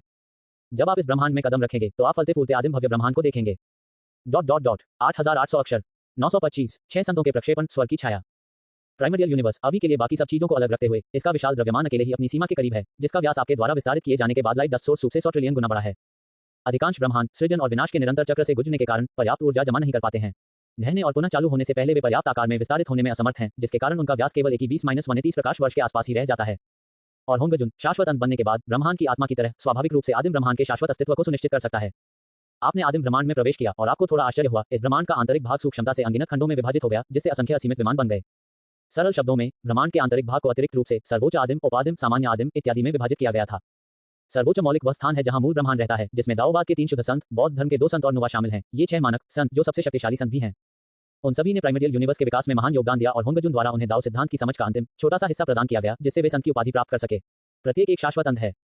वे सभी आकाशों की निगरानी करते हैं और साथ ही उपादिम से निम्नतम स्तर के आदिम तक अनगिनत वैचारिक प्रेत प्रक्षेपित करते हैं, जो असंख्य आदिम दुनिया के भीतर विद्यमान हैं। जिस क्षण आप आदिम ब्रह्मांड की ब्रह्मांडीय झिल्ली को तोड़कर एक उन्नत आदिम में प्रवेश कर गए, आपको उस आदिकालीन संत टोंगटियन ने पहचान लिया। इस उन्नत प्रिमोडियल में एक संत के लिए मानक 100 मिलियन से अधिक दाओ सिद्धांत हैं। टोंगटियन ने आपसे मिलते ही तुरंत आप पर ताला लगाने के लिए ज़ुक्सियन की 4 तलवारों को सक्रिय कर दिया, जैसे कि वह आपको, इस विदेशी अमर को, थोड़ी सी भी असहमति पर मार डालेगा। आपके आसपास का स्थान बिखर गया और अराजकता की हुई व्याप्त हो गई, जैसे कि स्वर्ग और पृथ्वी फिर से खुलने वाले थे। एक और विदेशी राक्षसी अमर, दुबले पतले चेहरे वाले अधेड़ उम्र के आदमी की नजर बिजली की तरह थी, हत्या के इरादे से भरी हुई। आज आखिरकार मुझे एक मिल गया। क्या टोंगटियन, जो तीसरे स्थान पर है, युवा नहीं माना जाता है? ओह रुको, ये प्रिमोडियल का एक अलग संस्करण है। तो फिर ठीक है, इस दुनिया में आपके पास कोई कर्म नहीं है, कोई नियति स्थिर नहीं है, कोई दृश्य फल की स्थिति नहीं है, कोई दृश्यमान कर्म नहीं है, कोई सच्चा आत्मा नहीं है, फिर भी आप हमारे दायरे में प्रवेश कर सकते हैं। आपको वह विदेशी राक्षसी अमर होना चाहिए। टोंगटियन के बोलने के बाद वह अपने विचारों के प्रति और भी अधिक आश्वस्त हो गया, यहाँ तक कि आपके स्पष्टीकरण की प्रतीक्षा भी नहीं की। उसने तुरंत पृथ्वी, अग्नि, जल और वायु को फिर से बनाने के लिए तलवार की संरचना का उपयोग किया, जिसका उद्देश्य आपको पूरी तरह से नष्ट करना था, जिससे आप राख में बदल जाएं। किसी को पता होना चाहिए कि यद्यपि उनके दाव सिद्धांत मुश्किल से 100 मिलियन तक पहुंच पाए, अपने संत दर्जे के अनूठे आशीर्वाद के तहत वह 30 अरब दाव शक्ति को उजागर कर सके। अनुवाद, आउटपुट 570 मिलियन स्तर के बराबर है। ज़ुक्सियान, लक्सियान, जियानक्सियान, जुक्सियान 4 तलवारों ने आकाश को छेद दिया। लगभग तुरंत ही लाखों प्रकाश वर्ष का क्षेत्र हिंसक रूप से उत्तेजित हो गया और आदिकालीन दुनिया का लगभग आधा हिस्सा कांप उठा। स्वर्ग और पृथ्वी में आध्यात्मिक क्यूई असंतुलित हो गई और अनगिनत जीवित प्राणियों ने बेवजह अपने दिलों में निराशा महसूस की। उनके मन में अदृश्य आवाजें चिल्लाने लगीं और उन्हें बताया गया कि अगले ही सेकंड में स्वर्ग और पृथ्वी बिखर जाएंगे और हर कोई दुखद मौत मर जाएगा। महान संप्रदायों या बेहद भाग्यशाली मॉर्टल्स द्वारा समर्थित केवल कुछ अमर, एक संत या एक संत के दाव क्षेत्र के पास होने के कारण संत स्तरीय शक्ति से सुरक्षा प्राप्त करते थे। केवल उन्हें ही इस मृत्यु विपदा से बचने की आशा थी। स्वर्ग और पृथ्वी में एक तेज चीख उठी, टोंगटियन, क्या तुम पागल हो गए हो? अन्य कई संत लगभग सभी इस समय आसपास के क्षेत्र में स्थानांतरित हो गए और टोंगटियन की शक्ति को बाहर फैलने से रोकने के लिए अपने संत अधिकार का विस्तार किया। टोंगटियन ने ठंडे स्वर में कहा, चूंकि आप सब यहाँ हैं, तो चलो एक साथ हमला करें। इस विदेशी राक्षसी अमर को नष्ट करो और शिक्षक महान कर्म प्रदान करेंगे, जिससे हमारी दुनिया ऊपर उठेगी। उन्होंने अपने आसपास के अन्य 5 संतों से बात की। हमने अरबों कल्पों तक रक्षा की है और अंततः ऐसे निर्विवाद साहसी विदेशी राक्षसी अमर का सामना किया है। आपको थोड़ी सी हिचकिचाहट के कारण इस राक्षस को भागने नहीं देना चाहिए। ये सुनकर अन्य 5 महान संतों ने अपना ध्यान टोंगटियन के लापरवाह व्यवहार से हटाकर आप पर केंद्रित कर दिया। उन्हें कुछ महसूस हुआ और अगले ही पल उनकी आंखें सुनहरी रोशनी से चमक उठी। वे बहुत खुश हुए। इस प्रकार उनमें से 6 ने एक साथ विभिन्न जनजात सर्वोच्च खजाने और पवित्र तरीकों को उजागर किया, स्वर्ग और पृथ्वी के इस टुकड़े को शून्यता में बदल दिया और आप पर हमला किया। तुम्हें बहुत मासूम महसूस हुआ। मैं इस ब्रह्मांड में केवल दृश्यों को देखने और संयोग से मेरे पास मौजूद दाव सिद्धांतों को दोहराने के लिए आया हूँ। क्या ये वास्तव में आवश्यक है? तुम्हें लगा कि जरूर कोई गलतफहमी होगी, ये लोग तुम्हें अन्य आक्रमणकारी समझ रहे थे। थोड़ी देर सोचने के बाद आपको अंदाजा हो गया। जब मैं पहली बार इस ब्रह्मांड में पहुंचा तो मैंने अन्य ब्रह्मांडों को देखा, बड़े और छोटे, ब्रह्मांडीय दीवार से जुड़े हुए। उस समय मैंने सोचा कि यह ब्रह्मांड अन्य ब्रह्मांडों से दाव सिद्धांतों को खा रहा था या उस पर कैप्चर किए गए छोटे ब्रह्मांडों को संग्रहित कर रहा था। ये पता चला कि वे आक्रमणकारी थे। इसके बाद आपने हमेशा की तरह इन संतों को नियंत्रित किया और आत्मनिरीक्षण और मन पाठ किया। इस बिंदु पर आपको उनके सार को कम करने की भी आवश्यकता नहीं थी, क्योंकि वे बहुत कमजोर थे।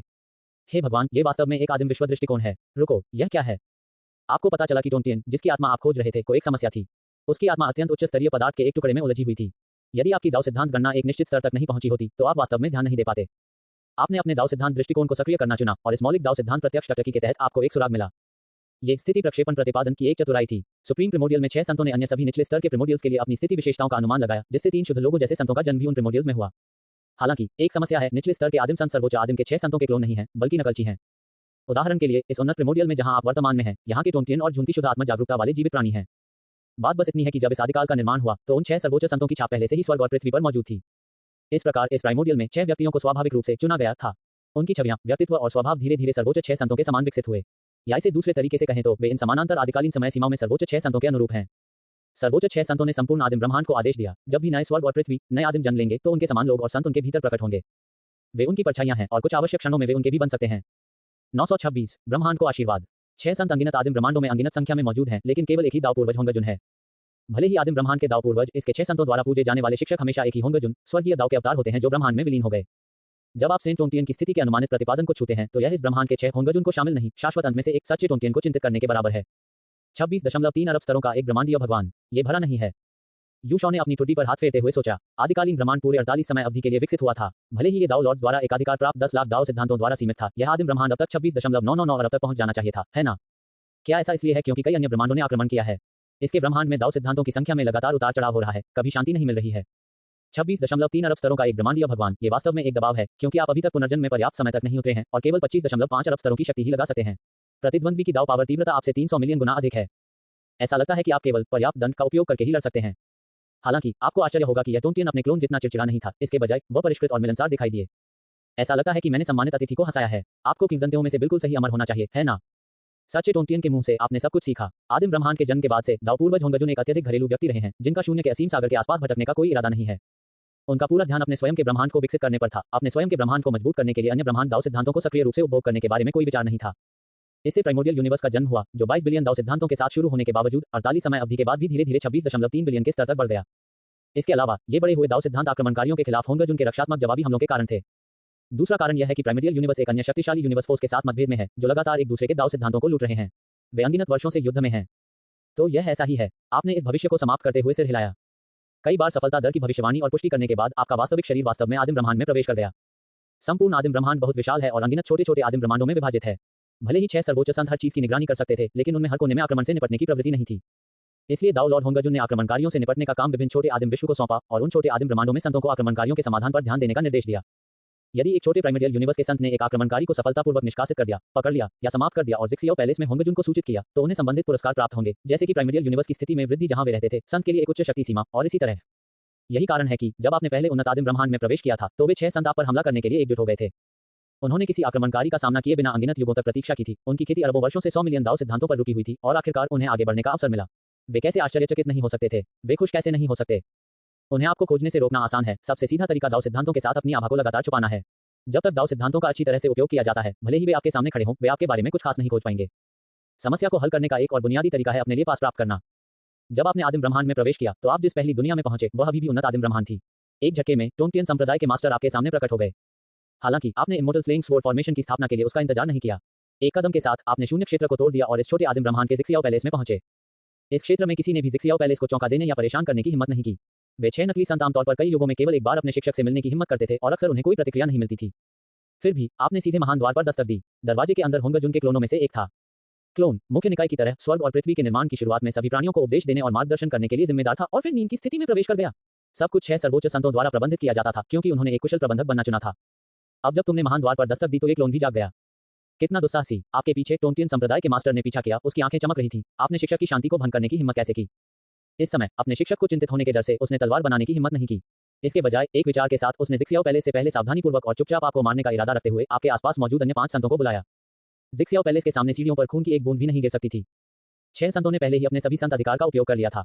उनकी शक्ति असीम रूप से एकत्रित हुई और असीम रूप से संकुचित हुई, और जैसे ही वह प्रकट होने वाली थी, जिक्सियाओ पैलेस का महान दरवाजा खुला। आप अपने सामने 6 संतों को देखकर मुस्कुराए, मुड़े और अंदर चले गए।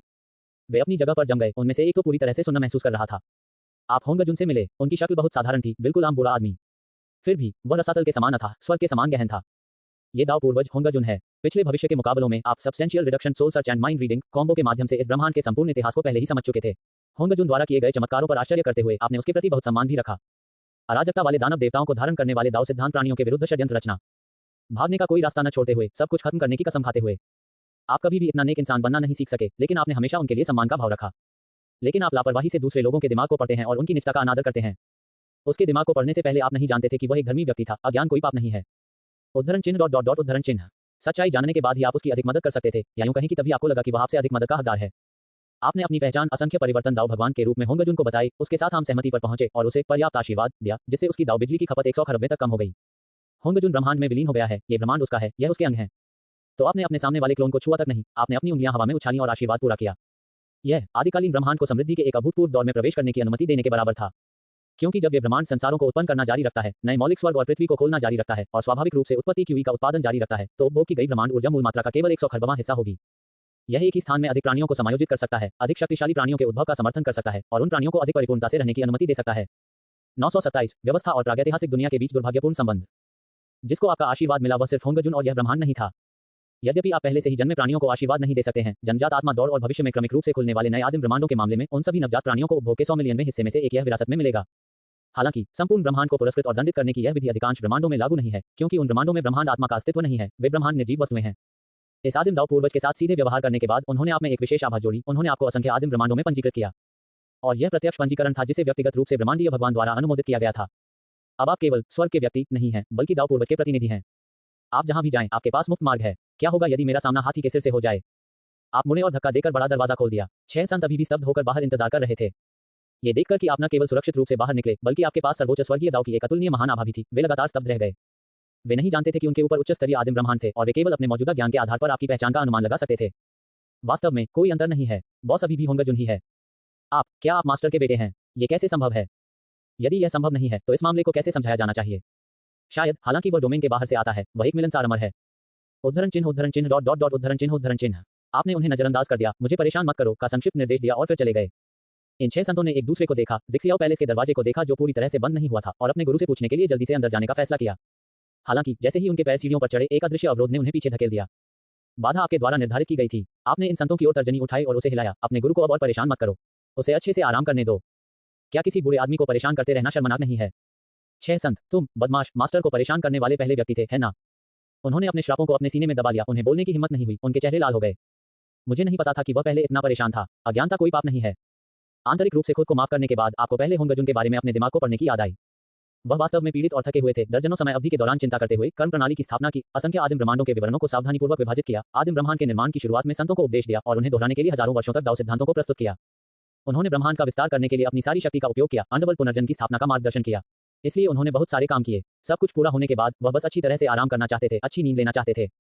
इससे भी बदतर, होंगजुन को भी विश्वासघात का सामना करना पड़ा। उसके सबसे भरोसेमंद शिष्य सिस्टम द्वारा धोखा दिया गया। उद्धरण चिन्ह प्रश्नवाचक चिन्ह प्रश्नवाचक चिन्ह प्रश्नवाचक चिन्ह उद्धरण चिन्ह। नहीं, आपने फिर से क्या क्रॉस ब्रीड किया? सिस्टम अब क्यों शामिल है? सिस्टम प्राइमर्डियल यूनिवर्स के निर्माण के बाद से शुरुआती काल में पैदा हुआ सुपर जीनियस था। इसने होंगजुन को यूनिवर्स की संरचना को डिजाइन और अनुकूलित करने में मदद की, जिससे संपूर्ण प्राइमर्डियल यूनिवर्स फला फूला। ये होंगजुन द्वारा सबसे अधिक सम्मानित शिष्य था। उस समय होंगजुन ने सिस्टम को कॉपी करने के लिए लगातार दाव सिद्धांतों को प्रस्तुत करते हुए शक्ति खर्च की और ब्रह्मांड को अधिक आसानी से विनियमित करने के लिए सिस्टम के लिए कुछ प्राधिकरण बनाने के लिए कॉस्मिक लॉ की शक्ति का उपयोग किया। सिस्टम का वास्तविक नाम वास्तव में सिस्टम नहीं था, लेकिन जब इसने सभी दाव सिद्धांतों की नकल करना समाप्त कर दिया और आदिम ब्रह्मांड का पहला संत ब्रह्मांडीय भगवान बन गया, तो इसका संत नाम सिस्टम बन गया, जो ब्रह्मांड की संरचना के व्यवस्थित समायोजन का प्रतिनिधित्व करता है। सिस्टम के संत बनने के बाद कुछ ही समय बाद इसने होंगजुन की पीठ में छुरा घोंप दिया। यह अपने मालिक को मारना चाहता था और इस ब्रह्मांड पर एक अधिकार जमाना चाहता था। यह नहीं जानता था कि अगर होंगजुन उसके जैसा एक साधारण ब्रह्मांडीय भगवान होता तो उसकी विद्रोह योजना सफल हो सकती थी। लेकिन होंगजुन बहुत पहले ही आदिम ब्रह्मांड के साथ एक हो गया था, यहाँ तक कि एक पूर्ण ब्रह्मांड मास्टर भी उसके ब्रह्मांड अधिकार को जब्त नहीं कर सका। सिस्टम की योजना निस्संदेह विफल रही, लेकिन इसने उस समय होंगजुन को भी गंभीर रूप से घायल कर दिया, जिससे प्राइमर्डियल यूनिवर्स, जिसने पहले से ही अपनी संरचना स्थापित कर ली थी और एक निश्चित खेल की तरह फल फूल रहा था, उस खेल के समान स्थिति में गिर गया। सिस्टम ने आसानी से उस पैन बॉडी को भी छीन लिया जो उस समय होंगजुन के पास थी। पैन का शरीर उस समय पहले से ही एक ब्रह्मांडीय भगवान बन गया था, और जब इसे प्राइमर्डियल यूनिवर्स के प्राइमर्डियल दाव सिद्धांत महासागर में डुबोया गया तो ये पूरे ब्रह्मांड के साथ एकीकृत हो गया। हालांकि बाद में होंगजुन द्वारा यूनिवर्स स्पिरिट की शक्ति का उपयोग करके इसे फिर से आकार दिया गया। आप होंगजुन की याददाश्त से सीख सकते हैं कि जब सिस्टम ने उसकी पीठ में छुरा घोंप दिया था तो उसके पास वास्तव में जवाबी कार्रवाई करने का मौका था। हालांकि कई वर्षों के गुरु शिष्य स्नेह की अनिच्छा के साथ दिल की विफलता ने उसे नर्म दिल बना दिया और सिस्टम को जाने दिया, साथ ही उसे पैन के शरीर को छीनने की इजाजत दी। सिस्टम के चले जाने के बाद अस्त व्यस्त स्वर्ग और पृथ्वी फिर से एकत्रित हो गए, जिससे आज सभी को ज्ञात आदिम ब्रह्मांड की प्राप्ति हुई, जिसमें ड्रैगन, फीनिक्स, किलिन, आदिम ब्रह्मांड की असंख्य जातियां और 6 संत शामिल थे, जिन्होंने अलग अलग कर्मों के माध्यम से संतत्व प्राप्त किया। उद्धरण चिन्ह डॉट डॉट डॉट उद्धरण चिन्ह। आपने 6 संतों से कहा कि वे आपको परेशान न करें, फिर उत्साह से आदिम महाद्वीप में आए। मुझे देखने दो कि यह आदिम ब्रह्मांड किस युग में विकसित हुआ है। चाचा शीसी को देखने दें कि क्या आप सामान्य हैं। एक क्षण बाद आप थोड़ा निराश हुए। जब से नुवा ने मनुष्यों को बनाया, यह आदिकालीन ब्रह्मांड लगातार विभिन्न नस्लीय युद्धों में उलझा हुआ है। कभी कभी मानव जाति स्वर्ग और पृथ्वी पर शासन करती थी और मानव सम्राट को स्वर्ग का सच्चा संतपुत्र कहा जाता था, जो भोजन करता था। कभी कभी याओ रेस ने दुनिया को एकजुट किया, या बारबेरियन रेस, विच रेस, ड्रैगन कबीले और कुछ प्राचीन आदिम जानवरों ने। स्वर्ग और पृथ्वी का नायक आज तक अस्पष्ट है। स्वर्गीय न्यायालय भी विभिन्न गुटों के बीच घूमता रहता है। कभी कभी यह मानव जाति का स्वर्गीय न्यायालय होता है, कभी कभी गोल्डन क्रो याओ कोर्ट, याकुलिन beast court, dragon court, phoenix court आदि। आप कहते हैं, क्या होगा यदि यह हॉर्सशू क्रैब कबीले द्वारा नियंत्रित होता? वे संत इस बात की परवाह करने में बहुत आलसी थे कि स्वर्ग और पृथ्वी का नायक कौन था।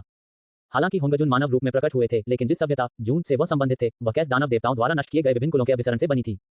स्वाभाविक रूप से होंगजुन की नजर में नस्लीय पदानुक्रम का कोई भेद नहीं था, और यह चरित्र उनके संत शिष्यों को भी दिया गया था। इसके अलावा महान मौलिक ब्रह्मांड के सांसारिक सामान्य ज्ञान से होंगजुन का मानव रूप एक जन्मजात दाव रूप है, और अन्य संतों ने भी उसके दाव रूप का अनुकरण किया। नोट, यह एक दाव रूप है, मानव रूप नहीं। तथाकथित मानव जाति के लिए वे इन दाव रूप की समानता में नुवा द्वारा बनाई गई अन्य प्रजातियां हैं। वर्तमान युग में डॉग कबीले का वर्चस्व है। सम्राट वांग ने 8 बंजर भूमि और 4 समुद्रों को एकजुट किया। एक ही भौंक के साथ सभी जातियों ने समर्पण कर दिया।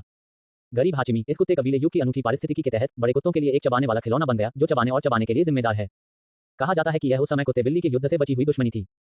मानव जाति की स्थिति अपेक्षाकृत अच्छी है। वे कुत्ते कबीले के एक उच्च श्रेणी के अधीनस्थ कबीले हैं, उनके विशिष्ट परिचारक। वर्तमान युग में अधिकांश मानव जाति अन्य असंख्य जातियों को रौंदने के लिए कुत्तों के साथ अपने प्रभाव का उपयोग कर सकती है। एक कुत्ते से नीचे सभी जातियों से ऊपर। 928 फैंगशेन अवश्य खाएं सूची। आप मूल रूप से इस महान निर्जनता के स्थानीय रीति रिवाजों का अनुभव करने जा रहे थे, लेकिन कुछ स्थानों पर आकस्मिक रूप से जाने के बाद आप स्थानीय मानव जाति से डर गए। उदाहरण के लिए, एक निश्चित कस्बे में उसके भीतर की समस्त मानव जाति को काम करने की आवश्यकता नहीं थी। उन्हें केवल दैनिक व्यायाम करने, अच्छी दिनचर्या और आदतें बनाए रखने की आवश्यकता थी, और न केवल मुफ्त पौष्टिक भोजन प्रदान किया जाता था, बल्कि उनके पास अवकाश और मनोरंजन का समय भी था। उन्हें क्या करना था? मासिक रूप से बदलते अलग अलग पौष्टिक भोजन के साथ साथ लिंग और उम्र के विस्तृत भेद के अनुसार डॉग कबीले के लिए व्यंजनों का उत्पादन करने के लिए अलग अलग आउटहाउस में जाना था। जिन जगहों पर काम करने की जिम्मेदारी थी वहां शानदार जिंदगी जीने को मिली। हालांकि आपको पहले मिली सभी लड़कियां अमर युवतियां नहीं थी जो शौच नहीं करती थी और उनकी खाने पीने और मल त्यागने जैसी बुनियादी जरूरतें भी थी, कम से कम यह उनका मुख्य पेशा नहीं था। ये लोग आप वास्तव में अपने आप को नहीं ला सके। आपको बस यह महसूस हुआ कि यह सचमुच अविश्वसनीय था। कुछ अन्य मानव जाति के कार्य कुत्तों की देखभाल करना, उन्हें प्रतिदिन तैयार करना, कुत्तों का मल निकालना, उन्हें घुमाना और उनके साथ खेलना था। इसके परिणामस्वरूप उनमें कुत्तों जैसी गंध आने लगी और आप स्वयं को ऐसा करने के लिए प्रेरित नहीं कर सके। महान निर्जन महाद्वीप के अलावा आपने और भी आगे बढ़ने का साहस किया। इस बार आपने कुछ अधिक सामान्य मानव जाति समूह देखे। वे सभी कल्टीवेशन के दीवाने थे, अमर स्वर्गारोहण प्राप्त करने, ग्रैंड यूनिटी इमॉर्टल्स बनने, ग्रैंड प्योर इमॉर्टल्स बनने और एक बार फिर स्वर्ग और पृथ्वी के स्वामी बनने के लिए बेताब प्रयास कर रहे थे। इस महान उजाड़ स्वर्ग और पृथ्वी को 2 मानचित्रों में विभाजित किया गया था, मुख्य महाद्वीप और असीम बाहरी डोमेन। प्राथमिक के रूप में कुत्ते कबीले का मतलब था कि कुत्ते कबीले ने मुख्य महाद्वीप पर कब्जा कर लिया, जहां सबसे अच्छा वातावरण था। मुख्य महाद्वीप का व्यास 10,000 प्रकाश वर्ष से अधिक था, जिसे पहले से ही अविश्वसनीय रूप से विशाल माना जा सकता था। और वे मानव जाति, बिल्ली कबीले, ड्रैगन कबीले, फीनिक्स कबीले आदि, जो स्वर्ग और पृथ्वी युद्ध में हार गए थे, उनकी मुख्य नस्लीय ताकत असीम बाहरी डोमेन में संरक्षित थी, जो लाखों प्रकाश वर्ष तक फैली हुई थी। उन्होंने मुख्य महाद्वीप को पुनः प्राप्त करने और कुत्ते कबीले को बाहर निकालने के दिन का इंतजार करते हुए चुपचाप ताकत जमा की। आपने एक पल के लिए सोचा, असीम बाहरी डोमेन में बिखरे हुए लोगों में से कुछ मनभावन मानव जाति समूहों को चुना, उन्हें कुछ बढ़ावा दिया और फिर जाने के लिए मुड़ गए। आपने सीधे तौर पर इन मानव जाति को मुख्य महाद्वीप को पुनः प्राप्त करने में मदद नहीं की, क्योंकि ईमानदारी से कहें तो आपको लगा कि मुख्य महाद्वीप पर मानव जाति बहुत अच्छी तरह से रहती थी। डॉग कबीले की अपनी जाति के भीतर आंतरिक प्रतिस्पर्धा थी, लेकिन उन्होंने शायद ही कभी अधीनस्थ मानव जाति को निशाना बनाया। उनके शासन में बहुत सी मानव जाति भोजन और कपड़ों की चिंता किए बिना रहती थी, जो कि अन्य स्थानों की तुलना में कहीं अधिक आरामदायक थी। इसके विपरीत, यदि मानव जाति को शासन करना होता, ईमानदारी से कहूं तो मनुष्य पहले की तुलना में भी पीछे जा सकता है। उच्च स्तरीय उच्चारण। हालांकि एक इंसान के रूप में भले ही आप इस दुनिया की मानव जाति से परिचित नहीं थे, फिर भी आपने तारों वाले आकाश में मजबूत बनने का प्रयास करने वालों को एक छोटा सा, अनिवार्य रूप से 2 गुना धोखा दिया। एक बार जब वह समूह अमर स्वर्गारोहण हासिल कर लेता है तो एक काफी हद तक जीत का संकेत होगा। मुझे आश्चर्य है कि वे बड़े कुत्ते, जिन्होंने 9 स्वर्गों और 10 पृथ्वियों को चबा डाला है, जिनके पास फिर से फुफकारने की हिम्मत करने वाली कोई बिल्ली नहीं है, वे क्या करेंगे? धोखा देने के बाद आपने एक और महान उजाड़ दुनिया की यात्रा करने का फैसला किया। आपने विश्व बाधा को पार कर लिया। एक सामान्य विश्व बाधा को तोड़ने के लिए केवल तीसरे क्षेत्र की आवश्यकता होती है, और एक मजबूत बाधा ब्रह्मांड झिल्ली है, जिसे सच्चे अमर स्वतंत्र रूप से पार कर सकते हैं। हालांकि महान उजाड़ ब्रह्मांड में विभिन्न महान उजाड़ स्वर्ग और पृथ्वी के बीच विश्व बाधाओं की ताकत भयानक रूप से अधिक है। जिस महान उजाड़ दुनिया में आप अभी थे, सबसे मजबूत संत का दाव सिद्धांत 100 मिलियन से अधिक था, और उनकी युद्ध शक्ति संत की स्थिति के आशीर्वाद से 570 मिलियन स्तर के बराबर थी। लेकिन यहाँ विश्व बाधा को तोड़ने के लिए 100 मिलियन स्तर की शक्ति की आवश्यकता थी। क्या इससे बाहर निकलना बहुत आसान नहीं है? लेकिन केवल संत ही 100 मिलियन दाव सिद्धांत के अधिकारी हो सकते हैं, और संत अपनी ही विश्व स्थिति से बंधे हुए हैं, महान विनाश को छोड़ने में असमर्थ हैं। जैसे ही आपने विश्व बाधा को पार किया, आपने एक परिचित कौशल को अपने चेहरे पर दौड़ते हुए पाया। आपकी आंखों के सामने बादल गरजे, गड़गड़ाहट हुई और एक लाल चमक पूरे स्वर्ग और पृथ्वी पर छा गई। धिक्कार है, ये फिर से अमर वध तलवार का निर्माण क्यों है? तुम टोंटिन, क्या तुम मेरे साथ फिर से खिलवाड़ कर रहे हो? सैद्धांतिक रूप से अमर वध संरचना को तोड़ने के लिए 4 संतों की आवश्यकता होती है, लेकिन ये केवल वर्तमान महान विनाश दुनिया के संतों तक ही सीमित है। उच्च स्तरीय महान निर्जन संत स्वाभाविक रूप से इस प्रतिबंध के अधीन नहीं होंगे। तुम्हारा जिक्र करने की जरूरत भी कम थी। आपने उस क्यूई को संक्षेपित किया जिसे होंगजुन ने आपको एक टोकन के रूप में आशीर्वाद दिया था, उसे बाहर निकाला और लापरवाही से लहराया। फॉर्मेशन तुरंत ही विघटित हो गया, जिससे युवा दिखने वाला टोंटियन, जो फॉर्मेशन को संभाले हुए था, पूरी तरह से हतप्रभ रह गया। आपने चारों ओर देखा और 2 अलग अलग गुटों के नश्वर सैनिकों, संघ की व्यक्तियों और असंख्य अमरों और देवताओं को देखा। आपको तुरंत अपनी स्थिति का एहसास हुआ। तो ये देवताओं का अलंकरण है। मुझे नहीं पता कि ये देवताओं के अलंकरण का कौन सा संस्करण है। देवताओं का अलंकरण शांग और जो इतिहास पर आधारित अमर और देवताओं के बीच एक युद्ध, जिसका मुख्य विषय शांग राजवंश के अत्याचारी राजा जो की जगत जो राजवंश है। विभिन्न अमर लोग विरोधी गुटों में शामिल हो गए और अंततः जो इस युद्ध में मारे गए वे स्वर्गीय न्यायालय में सिविल सेवक बन गए। मॉर्टल्स के लिए यह एक बहुत बड़ा लाभ था, ईश्वरत्व की ओर एक कदम, लेकिन जो लोग पहले से ही अमर थे, उनके लिए हेवनली कोर्ट सिविल सेवक बनने का मतलब प्रतिबंधित होना और अपनी स्वतंत्रता खोना था। इस समय इंटरसेप्शन संप्रदाय के संप्रदाय मास्टर टोंटियन, जो राजा जो के साथ खड़े थे, को अचानक अपने दिल में एक धड़कन महसूस हुई। उसने महसूस किया कि उसके शिक्षक की आभा आपसे निकल रही है। शिक्षक होंगजुन, उनके हर शब्द और कार्य का गहरा अर्थ होना चाहिए। आपके पास शिक्षक की आभा थी और आपने पलक झपकते ही उसकी अमर वध संरचना को तोड़ दिया। क्या इसका मतलब यह है कि शिक्षक होंगजुन को विश्वास था कि उन्होंने कुछ गलत किया है? उन्होंने राजा जो की मदद की, या अधिक सटीक रूप से उनके शिष्यों की रक्षा की? क्या ये गलत था? आपने भविष्य में जो पक्ष में लेई झेंजी, यांग जियान और नेजा की युद्ध शक्ति की आकस्मिक रूप से जांच की, ये पुष्टि करते हुए कि ये देवताओं के निवेश का मूल संस्करण था। कम से कम मूल्यों के संदर्भ में यह अविश्वसनीय रूप से कमजोर था। अमर और देवता एक दिन में केवल 1000 ली की यात्रा कर सकते थे, यहाँ तक कि जर्नी टू द बेस में इंस्पिरेशन किंग के सामान्य हमले से भी कम। केवल ये कुछ संत, हालांकि उनकी स्वयं की युद्ध शक्ति महान नहीं थी, कम से कम इस दुनिया में संत का दर्जा रखते थे, अत्यंत दुर्लभ दाव सिद्धांत शक्ति का उपयोग करने में सक्षम थे और अनंत काल तक जीवित रहे। झिझक दिखाने वाले टोंटियन को देखकर आपको तुरंत लगा कि वह भी एक दयनीय व्यक्ति था। देवताओं के अलंकरण में केवल 6 संत थे और वह सीधे 5 से लड़ रहा था। चूंकि टोंटियन इतना दुखी था, आप अभी यहाँ पर उसके अनजाने हमले को हल्के से माफ कर देंगे। कुछ कदम आगे बढ़ते हुए आपने उसके कंधे को थपथपाया। उसके बारे में आपके शिष्य मेरा मतलब है, मैंने सुना है कि आपके बूढ़े व्यक्ति के पास आपके अधीन 3 आकाशीय देवियां हैं। मेरा कोई और मतलब नहीं है, मैं सिर्फ पूरी तरह से जिज्ञासु हूँ। मैंने सुना है कि उनकी 3 जादुई शक्तियां अद्वितीय हैं और उनके जादुई खजाने अविश्वसनीय रूप से मजबूत हैं। मैं उनकी ताकत देखना चाहता हूँ। उद्धरण चिन्ह। मैं ये जानता था। टोंटियन ने भावहीन भाव से आपकी ओर देखा। मर गए वे मेरे दुष्ट शिष्य झाओ गोंगमिंग के साथ मर गए? नहीं, वे पहले ही मर चुके हैं। अन्यथा मैं यहाँ इमोर्टल स्लेइंग स्वॉर्ड फॉर्मेशन क्यों स्थापित करूंगा? टोंटियन ने फुसफुसाया, और यद्यपि आप संभवतः उसके शिक्षक द्वारा भेजे गए दूत थे, यह समय उसके गुस्से को दबा नहीं सका। स्वाभाविक रूप से यह मेरे शिष्यों के लिए न्याय मांगना है। आपने चुपचाप सिर हिलाया, आत्मा की खोज की। टोंटियन और 3 आकाशीय देवी की उपस्थिति जानने के बाद आपने दृढ़ता से निगल लिया, ईमानदारी से, इस बार वे गलत थे। मेरा मस्तिष्क फिर से शीशी द्वारा नियंत्रित किया जा रहा है। लेकिन इससे कोई फर्क नहीं पड़ता। होंगजुन ने आपको जो बैकएंड अधिकार दिया था उसका आपने उपयोग किया और आपके हाथ के एक झटके से देवताओं की सूची का अलंकरण ज़िकी में देवताओं के मंच के अलंकरण से अलग हो गया और आपके हाथ में आ गया।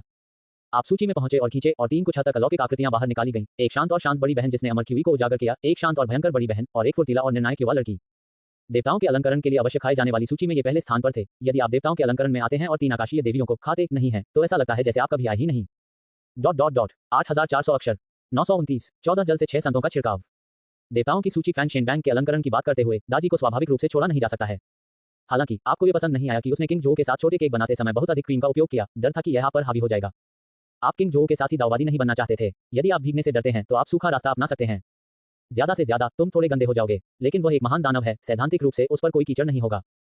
वापस युद्ध के मैदान पर आपको लापरवाही से लोगों को देवताओं की सूची फैंग शेनबैंग के अलंकरण से बाहर निकालते हुए और फिर अपने हाथ के झटके से उनके भौतिक शरीर को नया आकार देते हुए और बाद में सूची से उनके नाम मिटाते हुए देखकर ये दुनिया कुछ हद तक शांत हो गई। स्वर्ग में आदिम स्वर्गीय पूजनीय और ग्रैंड सुप्रीम एल्डर लॉर्ड 3 पवित्र लोगों में से 2 अभी आए थे। दोनों संतों ने मूल रूप से एक साथ गठन में प्रवेश करने की तैयारी की थी, पहले अपने कनिष्ठ भाई टोंटियन के साथ बहस करने और प्रतिस्पर्धा करने के लिए, लेकिन जब तक वे पहुंचे तलवार का गठन पहले ही टूट चुका था। जिस बात ने उन्हें और भी अधिक चौंका दिया वह ये थी कि ये व्यक्ति जो कहीं से प्रकट हुआ था उसने वास्तव में देवताओं की सूची फैंग शेनबैंग के अलंकरण को जब्त कर लिया था और उस पर से नाम मिटा दिए थे। ये स्वर्ग और पृथ्वी की महान विपत्ति द्वारा दर्शाई गई नियति के विरुद्ध जा रहा था। और आपके शरीर से निकलने वाली हल्की क्यूई, क्या ये मास्टर होंगजुन की इच्छा थी?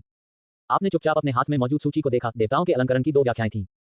एक संतों के बीच रूढ़िवाद के लिए संघर्ष था, स्वर्ग और पृथ्वी के बीच स्वाभाविक रूप से उत्पन्न एक अपरिवर्तनीय बड़ी आपदा, जहां सभी संप्रदायों ने सामूहिक रूप से जी संप्रदाय को दबाने का फैसला किया, जो बाद में पश्चिमी बौद्ध धर्म की महान समृद्धि का कारण बना, इत्यादि। दूसरा कट्टरपंथी दृष्टिकोण था, स्वर्गीय न्यायालय में कर्मचारियों की कमी थी और जैद सम्राट ने एक भर्ती नोटिस निकाला जिसमें इमॉर्टल्स को काम पर आने के लिए कहा गया। देवताओं के युद्ध का संपूर्ण निवेश केवल स्वर्गीय न्यायालय के लिए कर्मचारियों की भर्ती के लिए शुरू हुआ, लेकिन भर्ती की विधि थोड़ी अधिक थी, जिससे टोंटियन को अपना आपा खोना पड़ा और व्यक्तिगत रूप से मैदान में उतरना पड़ा। यहाँ ये स्पष्ट रूप से पूर्व था, चूंकि आप यहाँ थे और आपके पास सर्वोच्च प्रशासकीय विशेषाधिकार थे, इसलिए स्वाभाविक रूप से आपका इस युद्ध को जारी रखने का कोई इरादा नहीं था। अमर या नाम और उपनाम वाले लोग, भले ही वे युद्ध में मारे गए हों, उन्हें देवताओं के रूप में प्रतिष्ठित किया जा सकता है और लोहे के चावल के कटोरे में सुरक्षित रखा जा सकता है, जो सामान्य सैनिक मरे वे सचमुच मर गए थे। तो आपने दूर से 3 बार अपनी उंगलियां चटकाई, अन्य 3 संतों को बुलाया, उन्हें कुछ देर तक व्याख्यान दिया और अंत में उनके सामने देवताओं की सूची फैंग शेनबैंग के अलंकरण को टुकड़े टुकड़े कर दिया। अरे तुम वहां हो, क्या तुमने यहाँ गड़बड़ शुरू करने से पहले अपनी महान प्रतिज्ञा पूरी कर ली है? और तुम्हारे वे जादुई खजाने मेरे भाग्य में हैं, उन्हें कुछ दिनों के लिए मुझे उधार दे दो। आखिरकार लंबी पूंछ वाले आप भी अच्छे नहीं हैं। आपने उस लोमड़ी की आत्मा को बुराई करने के लिए बुलाया और आपने उसके लिए कोई रेखा भी नहीं खींची। आप भी उन लोगों की मौत के लिए कुछ हद तक जिम्मेदार हैं।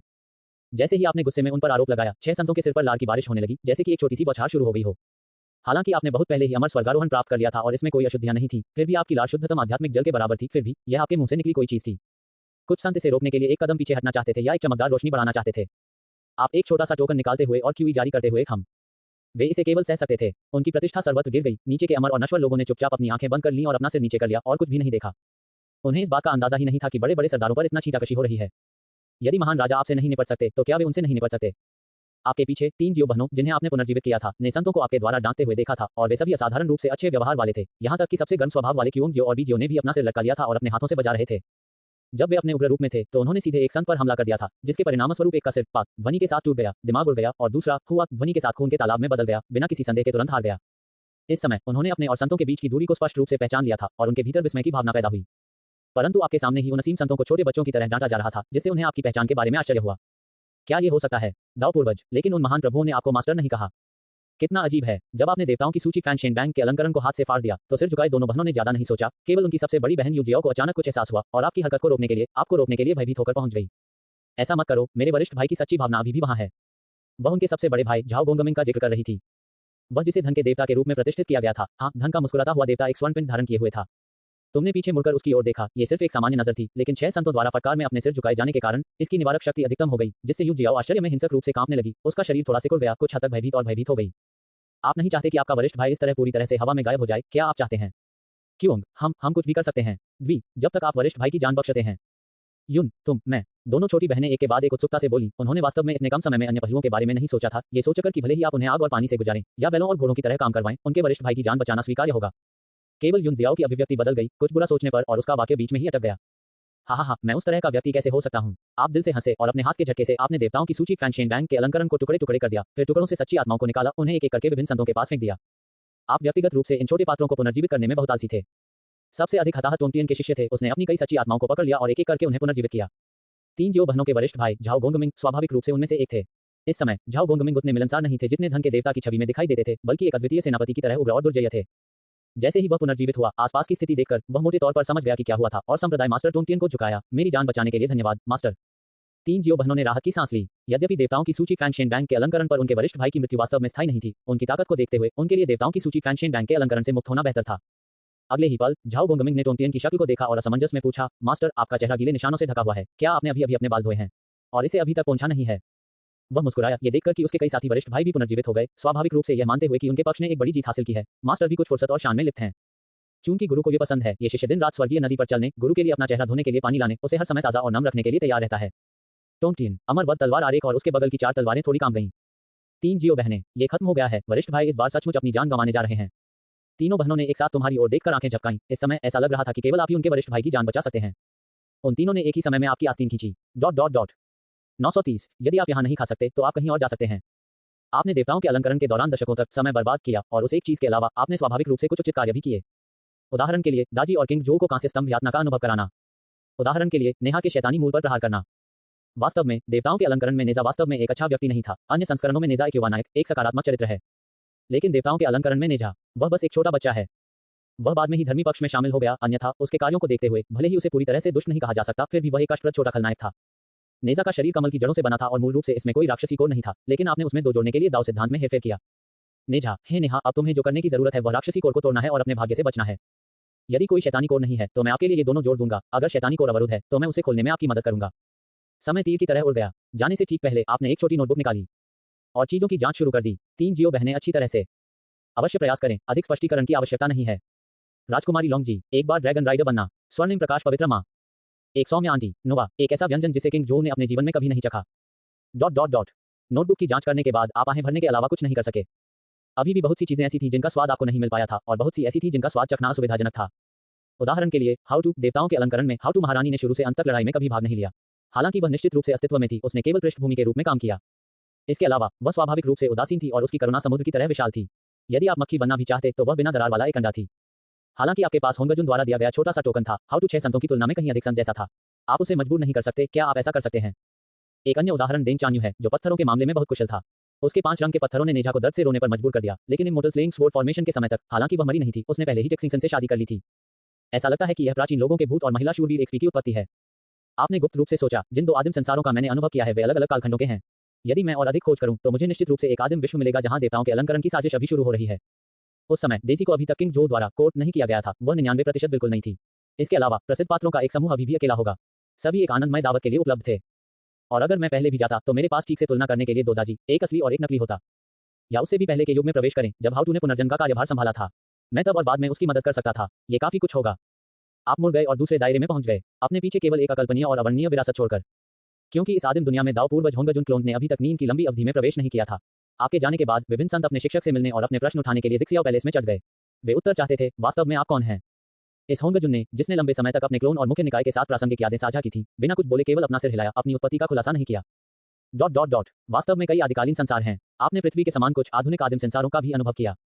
इनमें से अधिकांश संसार आध्यात्मिक विनाश के युग में थे। इन छोटे आदिम संसारों में, जो आवश्यक रूप से सौरमंडल से बड़े नहीं थे, स्थानीय संत दुनिया की बाधाओं को पार कर चले गए। अर्थात उन मूल संतों ने अपने जन्म के संसार को पीछे छोड़कर उच्चतर और मजबूत आदिम संसार में प्रवेश किया और अब उनकी कोई परवाह नहीं की। कुछ ने तो जाते समय दुनिया की उत्पत्ति को भी छीन लिया और होंगजुन क्लोन को अपने साथ ले गए। उन दुनियाओं में, प्रसिद्ध पहाड़ों और विशाल दलदलों में अभी भी कुछ विदेशी जानवर बचे हो सकते हैं, लेकिन वे लगभग सामान्य प्रजातियों की तरह ही विकृत हो गए थे और कुछ दुर्लभ फूल और पौधे आम जानवरों से अलग नहीं थे। और कुछ क्यूई रिफाइनिंग कृषक जिनके पास अभी भी प्राचीन विरासत की थोड़ी मात्रा थी, जब उन्होंने आध्यात्मिक क्यूई को अवशोषित किया तो उन्हें कारखानों द्वारा उत्सर्जित अपशिष्ट गैस द्वारा अस्पताल भेज दिया गया, लगभग बचाया नहीं जा सका। एक आदिम दुनिया में जो पहले से ही सांसारिक हो चुकी थी, आप एक हलचल भरी सड़क पर चले, फिर अचानक रुक गए और एक निश्चित स्थान को देखने के लिए मुड़ गए। यह एक निर्माण स्थल था जो उत्साहपूर्ण कड़ी मेहनत के माहौल से घिरा हुआ था। निर्माण स्थल पर चौड़े कंधों और मोटी कमर वाला एक मोटा, मजबूत आदमी एक छोटे पहाड़ की तरह ईंटों से भरे एक ठेले को धकेलते हुए तेजी से चला गया। इससे किसी को आश्चर्य हुआ कि क्या छोटा पहाड़ अचानक गिर जाएगा या लोहे के पहिए को भी कुचल देगा। जब वह ईंट बनाने वाले अपने सहयोगी के पास पहुंचा तो वह मजबूत आदमी रुका, हाथ बढ़ाया और सावधानी से बड़ी मात्रा में ईंटें उठाकर जमीन पर रख दी। आसपास ईंट ढोने वाले अन्य मजदूर आसानी से अपने ठेले को पलट देते थे, जिससे ईंटें गुरुत्वाकर्षण के कारण स्वाभाविक रूप से गिर जाती थीं। हालांकि यह मजबूत आदमी उन्हें गले लगाना और उठाना पसंद करता था, क्योंकि वह हमेशा अपनी ईंटों को बहुत ऊंचा रखता था और गिरने पर उनमें से दर्जनों के टूटने का डर रहता था। पास में मौजूद एक सहकर्मी यह कहने से खुद को नहीं रोक सका, ओल्ड जू, आपकी ताकत काफी असाधारण है। आप कुछ भारोत्तोलन प्रतियोगिता का प्रयास क्यों नहीं करते? मुझे लगता है कि ईगल कंट्री के वे ताकतवर लोग भी आपकी तुलना नहीं कर सकते। बूढ़ा जू हट्टा कटा 2 मीटर से भी अधिक लंबा मूर्खतापूर्ण ढंग से मुस्कुराया, मैं इस सब के बारे में नहीं जानता। मैं ये काम करके पैसा कमाता हूँ और अगर मैं अपनी बहन और भाई का समर्थन कर सकता हूँ तो यह मेरे लिए काफी अच्छा है। युन शॉ ने आगे कहा, हुई जो बोली में झाओ का मतलब कर सकते हैं, या ठीक है। जू नाम का यह मजबूत आदमी, लंबा और असाधारण रूप से मजबूत, सभी पहलुओं में एक साधारण व्यक्ति ही प्रतीत होता था। अधिक से अधिक, उसकी ताकत एक औसत व्यक्ति की तुलना में 2 गुनी से अधिक थी, लेकिन यह बहुत अपमानजनक नहीं थी। यदि इस दुनिया में बचे हुए कुछ निम्न स्तरीय क्यूई रिफाइनिंग साधक जादू से अपनी आध्यात्मिक आंखें खोलते तो वे उसके बारे में कुछ भी विशेष नहीं देख पाते। अधिक से अधिक वे यही सोचेंगे कि उसे किसी प्रकार की मांसपेशियों को मजबूत करने वाली बीमारी या कोई व्यक्तिगत उत्परिवर्तन है। लेकिन आपने उसकी असाधारण गुणवत्ता पर ध्यान दिया। इस बूढ़े जू की आत्मा और सच्ची भावना से दैवीय रैंक का एक बहुत ही हल्का निशान जुड़ा हुआ था।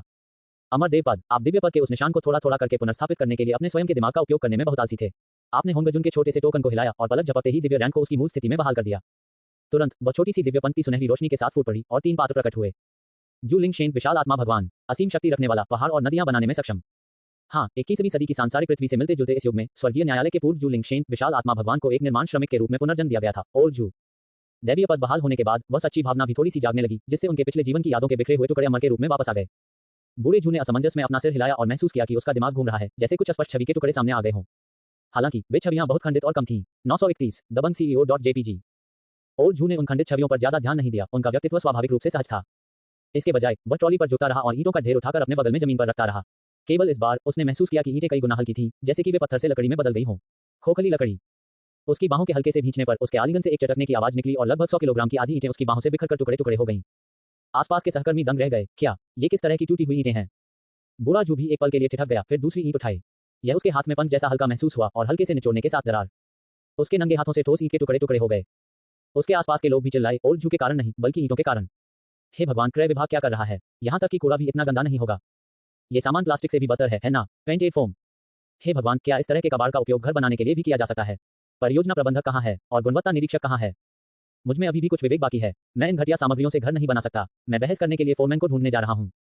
दूसरों को नुकसान पहुंचाने की तो बात ही मत करो। मुझे डर है कि अगर ये ईंटें गिर गईं तो वे मुझे नुकसान पहुंचाएंगी। इन सड़ी गली सामग्रियों को पैसे से भी नहीं ढका जा सकता। वे वास्तव में हम श्रमिकों की कड़ी आलोचना के पात्र हैं। इसी दौरान उनके आसपास मौजूद 1 दर्जन मजदूरों ने अपना काम बंद कर दिया। बूढ़े जू ने भी एक क्षण के अचंभे के बाद प्रतिक्रिया व्यक्त की। उसकी अभिव्यक्ति गुस्से में बदल गई। कुतिया का बेटा। उसने गुस्से में अपना पैर पटक दिया। बूम! यह ऐसा था मानो उसने डायनामाइट की एक छड़ी में विस्फोट कर दिया हो। उसका जूता और पैंट का पैर एक साथ फट गया और उड़ते मलबे के बीच उसके पैर के नीचे 20 से 30 सेंटीमीटर गहरा गड्ढा हो गया।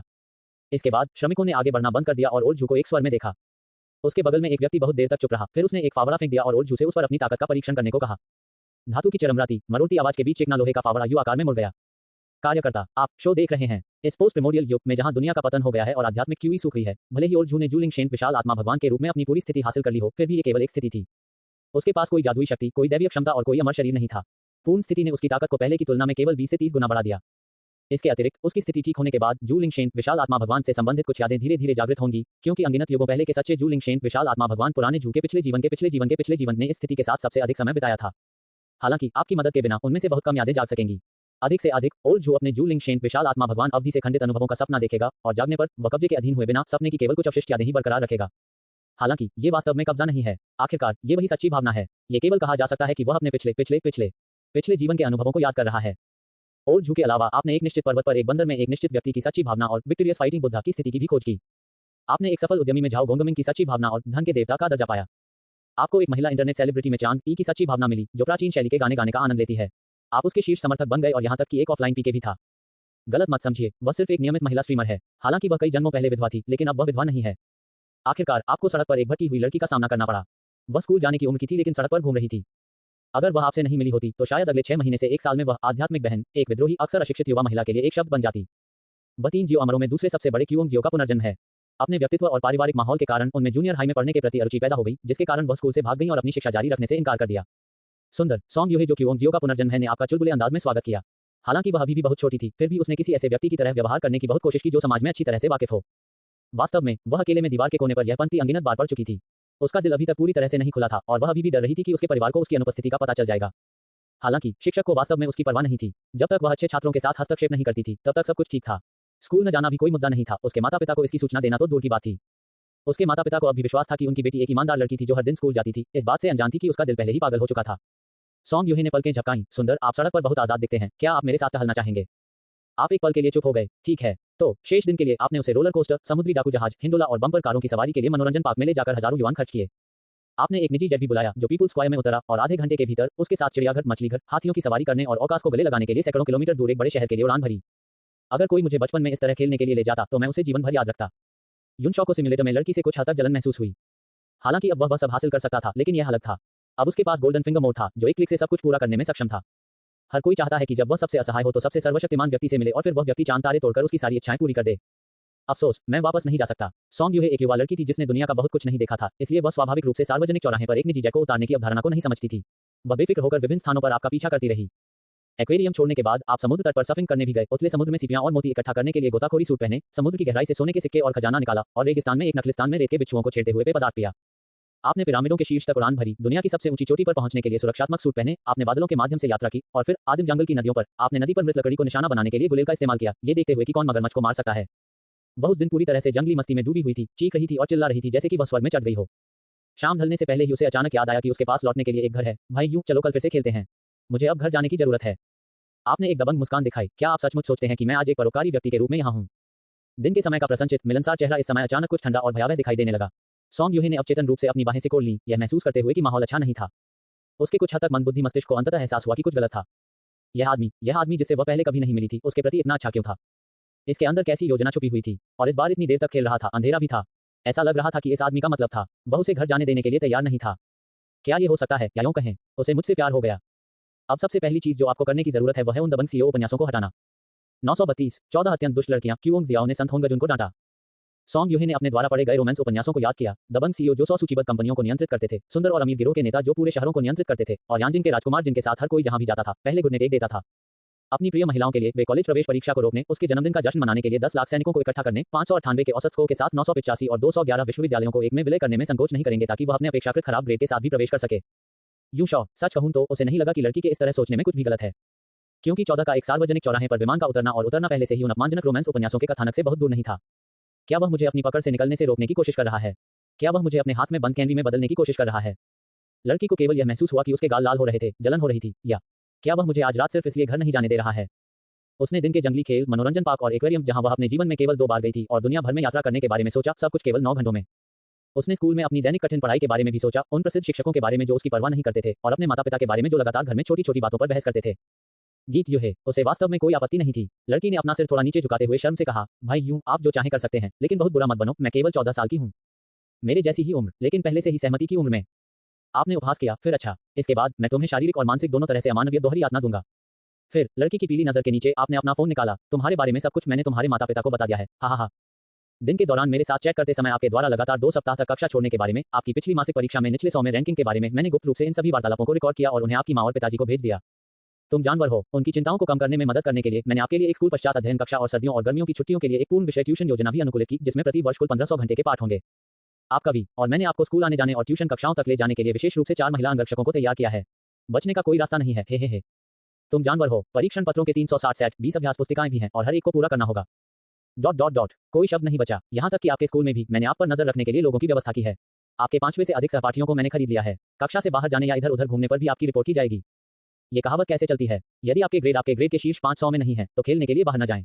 यदि शीर्ष 200 में नहीं है तो फोन या कंप्यूटर के बारे में भी न सोचें। यदि आप इसे शीर्ष 10 में नहीं लाते हैं तो आप सर्दी और गर्मी की छुट्टियों के दौरान हर दिन ट्यूशन करेंगे। एक विचार, एक देवता या एक दानव .jpg 14 सर्वश्रेष्ठ व्यक्ति से सबसे खराब व्यक्ति बन गए हैं। गीत यूहे, एक पल में वह एक सुंदर स्वर्ग से क्रूर नर्क में गिर गई। उसके चेहरे का रंग धीरे धीरे खोता गया और पीला पड़ गया, फिर तेजी से पीले से बीमार हरे रंग में बदल गया, फिर मटमैले पीले, बैंगनी नीले, स्याह काले में बदल गया। मैं तुमसे मौत तक लड़ूंगा। आह... सॉन्ग यूहे को घर भेजने से पहले आपको अभी भी एक महत्वपूर्ण काम करना था। उस छोटी लड़की का सिर नीचे की ओर थामे हुए जो बेतहाशा आप पर नोच रही थी, वह आप तक नहीं पहुंच सकी क्योंकि उसकी बाहें बहुत छोटी थीं। आपने उसकी दिव्य स्थिति को बहाल करते हुए छोटे टोकन को हिला दिया। सॉन्ग यूहे अपनी जगह पर स्थिर हो गई, उसकी आंखें हत्या के इरादे से भरी हुई कुछ हद तक चकित हो गईं। उसके दिमाग में कई यादें उमड़ आईं, पूर्व क्यूओंग जियो की यादें। यहाँ तक कि जू लिंगशेन विशाल आत्मा भगवान ने अपनी दिव्य स्थिति को पुनः प्राप्त करने के बाद भी वह भी अपने पिछले जीवन की यादों को याद नहीं कर सका, लेकिन क्यूओंग जियो अलग था। उनकी याद अधिक सटीक रूप से उनकी सैन जियाओ बहनों की दिव्य स्थिति, अमर चाची उत्तरदायी सांसारिक धारणा के धर्मी भगवान थी। प्रभारी पुनर्जन्म। इसलिए जब उसकी दिव्य स्थिति बहाल हो गई तो स्वाभाविक रूप से उसे अपने पिछले जीवन की कई यादें भी वापस मिल गईं, जिनमें उस आवेगशील और भयंकर महिला अमर की यादें भी शामिल थीं। क्यूओंग जियाओ की नजर धीरे धीरे साफ हो गई। हालांकि उसकी शक्तियां अभी तक ठीक नहीं हुई थीं और कोई भी अमर शक्ति नहीं थी, कम से कम उसकी शारीरिक फिटनेस एक ओलंपिक एथलीट की तुलना में कई गुना अधिक मजबूत थी और उसकी बुद्धि शीर्ष वैज्ञानिकों से भी आगे थी। उसने हाल के जीवन से सॉन्ग यूहे की यादें प्राप्त की और एक ठंडी हंसी निकाली। आप कौन हैं और आप इस माहौल में मेरी दिव्य स्थिति को कैसे बहाल करने में सक्षम हैं? क्या आप किसी अन्य क्षेत्र के संत हैं? आपने जवाब देने में जल्दबाजी नहीं की, उसकी जादुई शक्ति को पूरी तरह से बहाल करने के लिए अपनी उंगलियां चक्का दी, जिससे वह एक बार फिर अपनी पूर्व अमर जादुई शक्ति और दिव्य शरीर का अधिकारी बन गई। पहले छोटी लड़की को घर जाने दो और डांट खाने दो। कल भी उसका स्कूल है और मेरी ट्यूशन में जाने की योजना है, इसलिए उसे देर मत करो। क्यूओंग जियो, ये देखकर कि आपने उसे कोई नुकसान नहीं पहुंचाया है बल्कि उसे उसकी ताकत वापस पाने में मदद की है, उसका उदास चेहरा नरम हो गया और उसने आपके निर्देशों का पालन करते हुए अपनी जादुई शक्ति का उपयोग करके एक दिव्य शरीर बनाया जो उसके पास एक बार था और अपनी चेतना और जादुई शक्ति को उसमें प्रत्यारोपित किया। जहां तक सॉन्ग यूहे के मूल शरीर की बात है, इसे पीछे छोड़ दिया गया, युवा लड़की के पास वापस लौटा दिया गया। हालांकि उसकी जादुई शक्ति खत्म हो गई थी, फिर भी वह सामान्य नश्वर से 1 या 2 गुना अधिक मजबूत थी, विशेष रूप से शारीरिक स्वास्थ्य के मामले में, सभी सांसारिक बीमारियों से प्रतिरक्षित और कीटनाशकों, यहां तक कि पैराक्वाड के प्रति भी अप्रभावित। सॉन्ग यूहे ने अपनी आंखें मली, खूबसूरत बड़ी बहन की ओर देखा जो उसके बगल में दिखाई दी थी। क्या हुआ? लड़की स्तब्ध थी, उसके दिमाग में अमर के रूप में क्यूओंग जियो की यादें नहीं थी, केवल उसका मूल व्यक्तित्व और यादें संरक्षित थीं। क्यूओंग जियो उसका पिछला जीवन था, दोनों को एक में विलीन हो जाना चाहिए था, लेकिन अमर की विधियों के माध्यम से वे अलग हो गए। यह कोई दोहरा व्यक्तित्व या क्लोन तकनीक नहीं थी, बल्कि क्यूओंग जियो ने उसे पूरी तरह से अलग कर दिया, उसकी अपनी आत्मा और यादों को खंडित कर दिया, और फिर विशेष रूप से सॉन्ग यूहे के लिए एक सच्ची आत्मा को प्रबुद्ध और निर्मित किया। एक अमर एक पत्थर को प्रबुद्ध करके एक बुद्धिमान प्राणी बना सकता है, जो हवा से पत्थर के लिए सच्ची आत्मा बनाने के बराबर है। और क्यूओंग जियो निश्चित रूप से अपनी सच्ची आत्मा को पुनः प्राप्त कर सकती है, इसे सॉन्ग यूहे से छीन सकती है और उसके लिए एक नई सच्ची आत्मा बना सकती है। इस प्रकार, यद्यपि वे एक ही स्रोत से उत्पन्न हुए, दोनों एक ही सच्ची आत्मा से पैदा हुए, इस बिंदु से उन्हें 2 अलग-अलग लोगों के रूप में माना जा सकता है।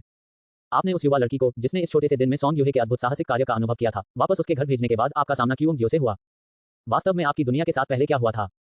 क्यूओंग जियो, उसे उस समय का दृश्य याद आ गया और वह जोर से शाप देने से खुद को नहीं रोक सकी।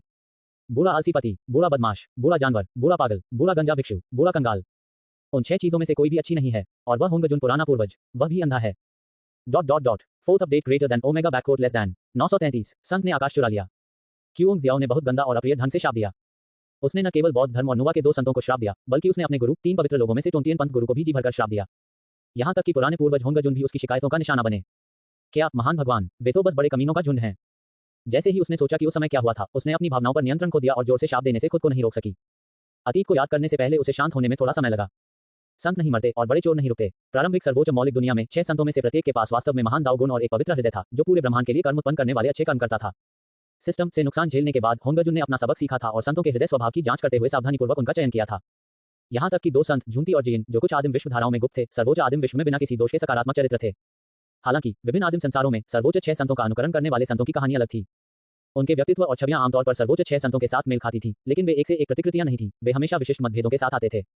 उदाहरण के लिए, इस पोस्ट प्रिमोर्डियल प्लेनेट में जो अब एक आत्माहीन दुनिया बन गया है, इस संसार के 6 संत स्वार्थी थे, उन्होंने दुनिया को अनुकूलित और परिवर्तित किया, और उनके प्रस्तावों और योजनाओं को होंगजुन के क्लोन द्वारा अनुमोदित किए जाने के बाद उन्हें पुरस्कार प्राप्त हुए। 2 अतिरिक्त पुरस्कार थे। एक ये था कि आदिम महान ब्रह्मांड को इस छोटी आदिम दुनिया में अधिक ऊर्जा और संसाधन डालने दिया जाए, जिससे पूरी दुनिया ऊपर उठ सके। संतों की रैंक सीमा 100 दाव सिद्धांत से 1 लाख दाव सिद्धांत तक खुल जाएगी, और उनके पर्यावरण और समग्र स्थिति को एक महान उन्नयन प्राप्त होगा। तो आदिम संतों के पास केवल 100 दाव सिद्धांत हैं। युन शॉ ने अपनी ठुड्डी पर चुटकी ली, लेकिन यह अभी भी बहुत मजबूत है, कम से कम गॉड्स वर्ल्ड के अलंकरण की तुलना में बहुत मजबूत है, जिसे 14 ने पहले अनुभव किया था। एक दाव पावर केवल 1 प्रकाश वर्ष की त्रिज्या वाले ठोस द्रव्यमान को नष्ट कर सकता है, लेकिन 1 लाख प्रकाश वर्ष व्यास वाली 1000 आकाशगंगाएं भी, यदि उनके सभी ठोस पदार्थों को ढेर कर दिया जाए, तो त्रिज्या में 1 प्रकाश वर्ष भी नहीं होगा। दूसरा पुरस्कार उनके लिए एक अधिक उन्नत महान मौलिक दुनिया में चढ़ना था, एक ऐसा क्षेत्र जो कई संतों को समायोजित कर सकता था, जिससे हजारों या दसियों हजार संतों को एक साथ अस्तित्व में रहने की अनुमति मिलती थी। हालांकि प्रवेश करने के बाद वे अद्वितीय नहीं रहेंगे, उनकी शक्ति सीमा भी बढ़ जाएगी, जिससे संतों को 10 मिलियन से 1 बिलियन दाव सिद्धांत रखने और एक विशाल क्षेत्र को नियंत्रित करने की अनुमति मिल जाएगी। इसके अलावा वे सेंट रैंक के लिए प्रतिस्पर्धा कर सकते थे, जहां प्रथम रैंक वाले संत अन्य संतों की तुलना में बहुत मजबूत होंगे और अधिक अधिकार को नियंत्रित करेंगे। यहां तक कि जब होंगजुन अनुपस्थित थे, तब भी वे आधे स्वर्गीय दाव संत थे, जिनके पास निचले स्तर के संतों पर जीवन और मृत्यु की शक्ति थी। आदिकाल के बाद के 6 संतों ने असेंशन को चुना। यदि वे केवल चढ़े होते तो ठीक था, दुनिया को नियंत्रित करने और हर चीज का प्रबंधन करने के लिए 6 संतों के बिना आदिम भूमि स्वाभाविक रूप से अन्य अमरों का क्षेत्र बन जाएगी। इसके बाद के वर्षों में राक्षसों का अराजक नृत्य या अमरों की अराजक लड़ाई या रिक्त संत पदों के लिए प्रतिस्पर्धा करने वाले लोग हो सकते हैं। सबसे अधिक नुकसान संभवतः कुछ ऐसे व्यक्तियों को होगा जो बहुत मजबूत नहीं थे और केवल संतों के संरक्षण के कारण अहंकारी हो सकते थे। उदाहरण के लिए वह वाला और वह वाला। हालांकि महान आदिम विश्व पर चढ़ते समय अधिक प्रभाव डालने और हजारों संतों के बीच उच्च स्थान पाने के लिए इन 6 संतों ने चढ़ते समय पूरी दुनिया को खाली कर दिया। असेंशन स्लॉट की कोई सीमा नहीं थी, लेकिन जितने अधिक लोग आगे बढ़ते थे, सेंट रैंक में उनकी रैंक उतनी ही कम हो जाती थी। इसके विपरीत संसाधनों या अन्य चीजों को लाना उस महान आदिम विश्व के लिए अधिक योगदान बिंदु होगा और उनकी संत रैंक अधिक होगी। इस प्रकार पोस्ट प्रिमोर्डियल दुनिया के 6 संतों ने अपने पूर्व शिष्यों को त्याग दिया, और यहां तक कि 99.9% नश्वर और आत्मा जानवरों का नरसंहार किया, उन्हें रक्त और मांस सार में संघनित किया ताकि वे स्वर्गारोहण के बाद उच्च रैंक प्राप्त कर सकें। उन्होंने अपने पुरस्कार का उपयोग अपने संत पद को ऊपर उठाने के लिए भी किया, जिससे पूरी दुनिया का पतन हो गया। अंत में 6 संतों के चले जाने के बाद आदिम विश्व, जो मूल रूप से सैकड़ों प्रकाश वर्ष तक फैला था, केवल 20,000 ली से अधिक व्यास वाले एक छोटे ग्रह में सिमट गया। ग्रह पर केवल असंख्य अमर और देवता ही बचे थे, जिन्हें गुरु शिष्य स्नेह के कारण नहीं मारा गया था। साथ ही जैव विविधता को बनाए रखने के लिए कुछ सामान्य जीव भी बचे थे। इसके अलावा इस दुनिया से जो कुछ खोखला किया गया और छीना गया, वह सिर्फ भौतिक चीजें नहीं थी, इसमें उत्पत्ति की हुई उत्पादन गति और स्थान आकार जैसे कारक भी शामिल थे, जिससे इसकी पूर्ण गिरावट हुई। दुनिया के काफी खराब हो जाने के बाद सच्चे अमरों की जादुई शक्ति लगातार खत्म होती गई, उनके अमर शरीर लगातार सूखते गए, और यहां तक कि उनकी स्थिति भी धीरे धीरे ढह गई। यदि वे सहते रहे तो ये दाव, सोल फ्लाइंग अवे और स्पिरिट स्कैटरिंग की स्थायी मृत्यु होगी। वे केवल पुनर्जन्म को बनाए रखने के लिए अपनी अंतिम शक्ति का उपयोग कर सकते थे, बार बार जीवन और मृत्यु का अनुभव करने के लिए अपनी शेष स्थिति पर भरोसा करते हुए, बस अपने जीवन काल को जितना संभव हो उतना बढ़ाने के लिए, जब तक कि दुनिया ठीक नहीं हो जाती, जब तक कि परिवर्तनशील स्थिति ना आ जाए, तब तक बने रहें। ये अमरों के नश्वर संसार में गिरने, पुनर्जन्म के माध्यम से संचरण की तलाश करने का एक दुखद युग था। कुछ अमर प्राणी भी पशुधन में बदल गए, लगातार बार बार पुनर्जन्म में खोते रहे। प्रत्येक पुनर्जन्म के साथ उनकी स्थिति विघटित हो जाएगी, अंततः उनकी सच्ची आत्मा पर केवल छोटे निशान रह जाएंगे। वे निराशा में प्रतीक्षा करते रहे, दुनिया के उबरने के अवसर की प्रतीक्षा करते रहे। आपके आने तक आप पूछना चाहते हैं कि पुराने पूर्वज होंगजुन क्या कर रहे थे। क्या पुराने पूर्वज होंगजुन, जो चाहते थे कि संपूर्ण ब्रह्मांड और सभी जीवित प्राणी कैस दानव देवता आपदा से बच जाएं और आदिम महान ब्रह्मांड अधिक समृद्ध रूप से विकसित हो, क्या वे इस दुनिया में अपने क्लोन के साथ देख सकते थे? हाँ, उसने बस देखा। सबसे खूबसूरत फूलों की खेती ग्रीनहाउस में नहीं की जा सकती और एक बिल्कुल शांतिपूर्ण दुनिया में कोई जीवन शक्ति नहीं है। कुछ चीजें शुरू में अव्यवहार्य लग सकती हैं, लेकिन अंत में वे जिस परिणाम तक पहुंचती हैं, वह संभव नहीं हो सकता है। होंगजुन ने ब्रह्मांड और दुनिया के विकास की खोज में अनगिनत साल बिताए। उन्होंने यूटोपिया का निर्माण किया था, लेकिन वह वातावरण उतना आदर्श नहीं था जितनी उन्होंने कल्पना की थी। इसलिए नियंत्रण के नुकसान को रोकने के लिए शुरू में सामान्य दिशा को नियंत्रित करने के अलावा होंगजुन ने बाद में दुनिया को स्वाभाविक रूप से विकसित होने देने का विकल्प चुना। व्यक्तिपरक विचार आवश्यक रूप से सही नहीं है और समय निश्चित रूप से उसे उत्तर बताएगा। क्योंजियो द्वारा सब कुछ बताने के बाद वह थोड़ी चकित लग रही थी। संत संसार से चोरी करते हैं, भले ही वे अमर और देवता थे, भले ही वे अर्धसंत थे, एक संत के सामने वे चींटियों के समान छोटे थे। आपने उसे दया भाव से देखा, investiture of the God's world की भोली भाली क्योंजियो को याद किया और मदद नहीं कर सके, लेकिन उसे अपने आलिंगन में खींच लिया। इन वर्षों में आपने वास्तव में कष्ट सहा है। 934 क्लाउड लव मास्टर 14। आपके आलिंगन ने क्योंजियो को एक पल के लिए स्थिर कर दिया। मुझे जाने दो। क्योंजियो ने स्वतंत्र रूप से संघर्ष किया। हालांकि आपने मुझे एक बार बचाया था, लेकिन आपको मेरे साथ इतना हल्का व्यवहार नहीं करना चाहिए। आप तुरंत वापस बैठ गए। आपकी आंखें दुख से भर गईं। अफसोस अफसोस, आखिरकार आप वह नहीं हैं। क्योंजियो, एक कहानी है, मैं उत्सुक हूं। हालांकि उसका स्वभाव उग्र था, अंततः वह एक ऐसी व्यक्ति थी जो स्नेह और धार्मिकता को महत्व देती थी। अभी उसका संघर्ष केवल आपकी तुच्छता से असंतोष था, लेकिन अब आपके रवैये को देखते हुए कोई और छिपा हुआ कारण प्रतीत होता है। आपने पहले ही अपना चेहरा दोनों हाथों से ढक लिया था और आंसुओं के छोटे छोटे मोती आपकी हथेलियों के बीच से लगातार टपक रहे थे। ईव, सीधी सादी लड़की को दया आ गई और उसने तनाव कम करने के लिए सक्रियता से कहा, दाओ भाई, वास्तव में तुम्हें क्या हुआ है? तुमने अपने हाथ हटा लिए, तुम्हारी आंखों से आंसू बह रहे थे। आपके टकटकी में तीव्र भावना ने क्योंजियो को थोड़ा असहज कर दिया, लेकिन उससे भी अधिक यह आपके लिए दया की भावना थी और सच्चाई को उजागर करने की इच्छा थी। क्योंकि तुम कभी मेरे प्रेमी थे, क्योंजियो। हो। आप अचानक आगे बढ़े और उसका हाथ पकड़ लिया। क्या आपको अभी भी फूलों और चंद्रमा के नीचे बिताए गए हमारे समय याद हैं? एक साथ नौकायन करना, दृश्यों का आनंद लेना और चंद्रमा का पीछा करना। वे वर्ष कितने खुश और अद्भुत थे। क्योंजियो, ऐसा लगता है मानो ऐसा कभी हुआ ही नहीं। हाँ, ये सच है। आप अपनी निराश अवस्था में लौट आए तो आप वह नहीं हैं। तुम वह क्योंजियो नहीं हो जो मेरे थे, तुम कभी मेरे प्रेमी नहीं रहे। चरित्र, व्यक्ति को हटाना सही व्याख्या है। क्योंजियो ने स्पष्ट रूप से एक संभावना के बारे में सोचा, क्या ये हो सकता है? आपने उसके विचार की पुष्टि की। हाँ, मैं इस दुनिया के समान एक और अंतरिक्ष समय से आया हूँ। यह महान विनाश की एक और दुनिया है। उस दुनिया में 6 संत भी हैं और 3 पवित्र भी हैं। 3 पवित्र लोगों में स्वर्ग के ग्रैंड मास्टर भी हैं और स्वर्ग के शिष्यों के ग्रैंड मास्टर के बीच आप भी हैं। उस दुनिया में आप और मैं प्रेमी थे और हमने सफलतापूर्वक प्यार किया। क्योंजियो आपके गहरे स्नेह से प्रभावित हुआ, तो फिर वह वास्तव में मैं नहीं हूँ, लेकिन आप इस दुनिया में क्यों आए? क्या ऐसा हो सकता है? उसने अचानक एक दुखद संभावना के बारे में सोचा। आपने उसके अनुमान की पुष्टि करना जारी रखा। हाँ, उस दुनिया की क्योंजियो जो मेरी प्रेमिका थी, वह मर गई। अभी भी एक और व्यक्ति, चरित्र, इसे भूल जाओ, मैं ये कहने में बहुत आलसी हूँ। मैंने उसे खो दिया। क्योंजियो ने तेजी से ठंडी सांस खींची। तो यह ऐसा ही था। ये निकला, यह इस तरह निकला। तब सब कुछ समझ में आया। उसके हृदय में एक विकराल लहर उठी। कोई आश्चर्य नहीं कि वह हमारी दुनिया में आया, कोई आश्चर्य नहीं कि वह मेरे पुनर्जन्म के साथ खेलने आया, कोई आश्चर्य नहीं कि उसने मेरी सच्ची आत्मा को जगाया और मेरी शक्ति बहाल की। क्योंकि एक तरह से मैं उसका पूर्ण प्रेमी हूँ, बिल्कुल उस क्योंजियो की तरह जो एक और महान वीरानी दुनिया में पैदा हुआ था। बात बस इतनी है कि लोग अलग हैं और उनकी किस्मत अलग है। मेरे पास उसका प्यार नहीं है, फिर भी मैं बिना मरे वर्तमान तक जीवित हूँ। कम से कम एक अपूरणीय टूटी हुई सच्ची भावना के बिना। आपने जारी रखा, मैं पहले से ही बहुत बहुत शक्तिशाली हूँ। मैंने हत्यारे को कड़ी सजा दी, यहाँ तक कि एक संत को भी मेरे कारण उसकी प्रतिष्ठा छीननी पड़ी और यहाँ तक कि होंगजुन को भी मुझे सुविधा देनी पड़ी, लेकिन इससे क्या फायदा? क्यों, वह मर चुकी है। आपकी आंखें नम थीं और आपने अपने सामने शांत परिपक्व महिला को कोमलता से देखा। मेरा मानना है कि स्वर्ग और पृथ्वी अद्वितीय नहीं है। मेरा मानना है कि महान विनाश में अनंत विकास, अंतहीन दुनियाएं हैं और हजारों अनंत स्पेस टाइम में हमेशा एक क्यों होता है जो अभी भी जीवित है। और इसलिए मैं इस दुनिया में आया और इसलिए मैंने तुम्हें पाया। आपने अपनी बाहें उसके सामने खोल दी। क्यों, क्या आप मुझे उसके लिए गले लगा सकते हैं? क्योंजियो ने कुछ नहीं कहा, लेकिन बस खुद को आपकी बाहों में फेंक दिया। एक बार जब उसे पता चल गया कि आप बुरे इरादे नहीं रख रहे हैं या हल्के में काम नहीं कर रहे हैं, तो उसकी पिछली सभी शिकायतें स्वाभाविक रूप से गायब हो गईं। आपने जो चाहा वह एक साधारण आलिंगन था। हालांकि वह आपके साथ प्यार में नहीं पड़ेगी या उस दुनिया में क्योंजियो की तरह आपके साथ अधिक घनिष्ठ नहीं होगी, वह कम से कम कुछ समय के लिए आपके साथ रह सकती है। क्योंजियो ने धीरे से सोचा, इसे मेरी दिव्य स्थिति को फिर से आकार देने और मेरी खेती को पूरी तरह से बहाल करने के लिए एक पुनर्भुगतान समझें। मैं इसके कारण कोई अत्यधिक रियायत नहीं दूंगा, मुझे बस उचित सीमाएं बनाए रखने की जरूरत है। हालांकि आप उसकी पीठ पीछे मुस्कुराए। ये भोली भाली लड़की, आप इसे आधे महीने के भीतर जीत लेंगे। 3 जियाओ बहनों में से उसका स्वभाव सबसे उग्र है, लेकिन वह जीत हासिल करने में भी सबसे तेज है। इसके अलावा आपने क्योंजियो से पहले जो कहा था वह पूरी तरह से झूठ नहीं था। आपने केवल कालानुक्रमिक क्रम की अदला बदली की है। क्योंजियो और आप वास्तव में प्रेमी थे और वह वास्तव में मर गई। इसमें एक और था, इसे भूल जाओ, कहने में बहुत आलस्य है। ये सिर्फ इतना है कि देवताओं की सूची फैंग शेनबैंग की उस अलंकरण में उसे सबसे पहले ज़ेडरुई ने मार डाला था और देवताओं की सूची फैंग शेनबैंग के अलंकरण से उसे पुनर्जीवित करने के बाद ही आप प्रेमी बन गए। इसे भाषा का आकर्षण कहा जाता है। पूरे सम्मान के साथ ये शुद्ध बकवास है, किसी की भावनाओं को धोखा देना। भावनात्मक विस्फोट के बाद क्योंजियो की अनुकूलता जोड़ 20। उसे जगाने से आरंभिक अनुकूलता को मिलाकर अब कुल अनुकूलता 50 अंक तक पहुंच गई है। अन्य 30 अंक और वह प्रेमी बनने के लिए आधी अधूरी इच्छुक होगी। उद्धरण चिन्ह ... उद्धरण चिन्ह। आपने अगला प्लॉट बिंदु दर्ज किया है। ओह, तुम 14। मुझे अभी एहसास हुआ कि तुम एक गंदा खेल खेल रहे हो। जब क्योंजियो को आपकी पृष्ठभूमि का पता चला तो उसने झिझकते हुए पूछा कि क्या आपके पास कोई अन्य महत्वपूर्ण मामला है? क्यों, आपके मामले मेरे मामले हैं। इतनी आत्मीयता से मुझे मत बुलाओ, ठीक है? अपने आप को ठीक करो। क्योंजियो अंततः इसे सहन नहीं कर सकी और नहीं चाहती थी कि आप उसके दाता उदासी में रहें, इसलिए उसने संबोधन को सहन किया।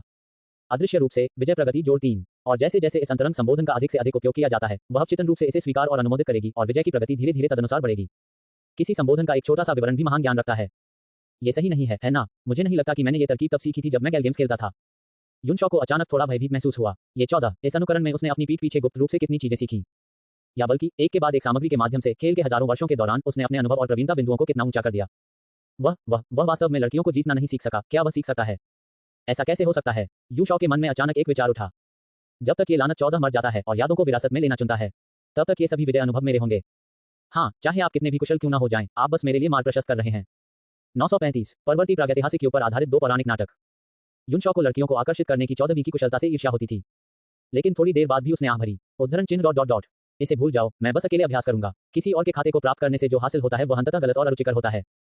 14 की यादें विरासत में लेना किसी अन्य खिलाड़ी के खेल खाते को खरीदने जैसा था, लेकिन मुख्य कहानी की सभी खोज पूरी हो चुकी थी और वह जानता था कि कौन से पात्र नायक के साथ समाप्त होंगे, विभिन्न पात्रों के भाग्य क्या थे और अंतिम खलनायक के पास दुनिया को हिला देने वाली साजिश क्या थी। शून्य से शुरू करने का कोई आश्चर्य और ताजगी नहीं थी। हालांकि 14 की खेती को विरासत में लेना एक अधिकतम स्तरीय गेम खाते के चरित्र आंकड़ों को अपने शुरुआती चरित्र पर ट्रांसप्लांट करने जैसा था। कहानी को शीर्ष स्तरीय उपकरणों और एक पूरी तरह से प्रशिक्षित प्रारंभिक नायक के साथ शुरू करना, सभी दुश्मनों का सामना करना पड़ा। क्यूंग जियो ने बताया कि वह क्या करना चाहती है। इसका संबंध उसकी बहनों से था। आखिरकार ये पहले उल्लेख किया गया था कि 3 जियो बहनों ने एक ही दिव्य स्थिति साझा की थी, सभी देवी देवता जिन्होंने पुनर्जन्म और जन्म की अध्यक्षता की थी। हालांकि आपने केवल उसकी जादुई शक्ति और दिव्य काया को बहाल किया, दिव्य स्थिति उनके साथ ही बहाल हो गई। इसके कारण युन और बीजियाओ ने भी दुनिया के 2 अन्य हिस्सों में अपने वास्तविक स्वरूप को जागृत किया, लेकिन अपनी शक्ति पूरी तरह खो देने के कारण वे सचेत होने के बावजूद कुछ नहीं कर सके। वे दोनों हैरान थे, समझ नहीं पा रहे थे कि पुनर्जन्म में भस्म हुई उनकी बेहद कमजोर दिव्य स्थिति इस समय पूरी तरह से कैसे बहाल हो सकती है। क्या ऐसा हो सकता है कि स्वर्ग और पृथ्वी अंततः पुनर्जीवित होने जा रहे हैं? चूंकि मैं जाग गया हूं, तो जब तक मेरी बहनों का दुनिया में पुनर्जन्म शरीर है, उन्हें भी सचेत रहना होगा। दोनों जियो दिव्य क्षमताओं का उपयोग नहीं कर सकते थे और उनके पास साधना के लिए कोई आध्यात्मिक क्यू ही नहीं थी। आपकी सक्रिय सहायता के अलावा यदि तीनों बहनें अनायास ही अपनी दिव्य स्थिति और स्मृतियों को पुनः प्राप्त कर लेती, तो वे सक्रिय रूप से एक दूसरे को ढूंढ भी नहीं पाती, केवल मानवता के विशाल समुद्र में थोड़ा थोड़ा करके ही खोज पाती। यदि हम चाहते हैं कि कथानक अधिक नाटकीय और अद्भुत हो, तो कई अन्य अमर और देवता भी इस समय अपनी दिव्य स्थिति को पुनर्जीवित करेंगे। हालांकि मार्गदर्शन के बिना वे केवल नश्वर से कुछ अलग दिखाई देंगे। युनशॉ कल्पना में पड़ गया। इससे 2 कथानक बन सकते हैं। अमरों की तलाश के लिए एक अद्भुत युवा साहसिक कार्य शुरू करना है। एक सड़क फिल्म की तरह 3 जियो बहनें जो सबसे पहले जागी, दुनिया भर में यात्रा करती हैं। वे एक सामान्य क्षेत्र को इंगित करने के लिए अपनी दिव्य स्थिति की आभा का उपयोग करते हैं, फिर उस सीमा के भीतर विशिष्ट व्यक्तियों की खोज करते हैं, एक एक करके लोगों से मिलते हैं, उनकी विशिष्टताओं की खोज करते हैं और इस तरह ये निर्धारित करते हैं कि वे अपने पिछले जीवन में कौन से देवता थे। कुछ देवता अपनी स्मृतियों को जागृत करने के बाद इस युग में स्वर्गीय दरबार को पुनर्जीवित करने और अपनी शक्ति के गायब होने का कारण खोजने के लिए 3 बहनों की टीम में शामिल होने के इच्छुक हैं। लेकिन स्वर्ग और पृथ्वी को धोखा देने वाले 6 संतों की पूर्व आवश्यक साजिश को हटाया जाना चाहिए। कुछ देवता वर्तमान से संतुष्ट हैं, जैसे कि जू लिंग शेन, विशाल आत्मा भगवान ओरजू। वह अब अपने पिछले जीवन के स्वर्गीय न्यायालय का प्रबंधन नहीं करना चाहता, वह सिर्फ अपनी छोटी बहन और भाई की देखभाल करना चाहता है और एक जीवन भर नश्वर के रूप में जीना चाहता है। कभी कभी तीनों बहनें कुछ दुर्जय व्यक्तियों से भी मिलेंगी जो स्वचालित रूप से उनकी यादों को जागृत कर सकते हैं, जैसे कि क्षितिगर्भ बोधिसत्व का मुर्दाघर में काम करना या मैत्रेय का ग्रामीण इलाकों में खेती करना।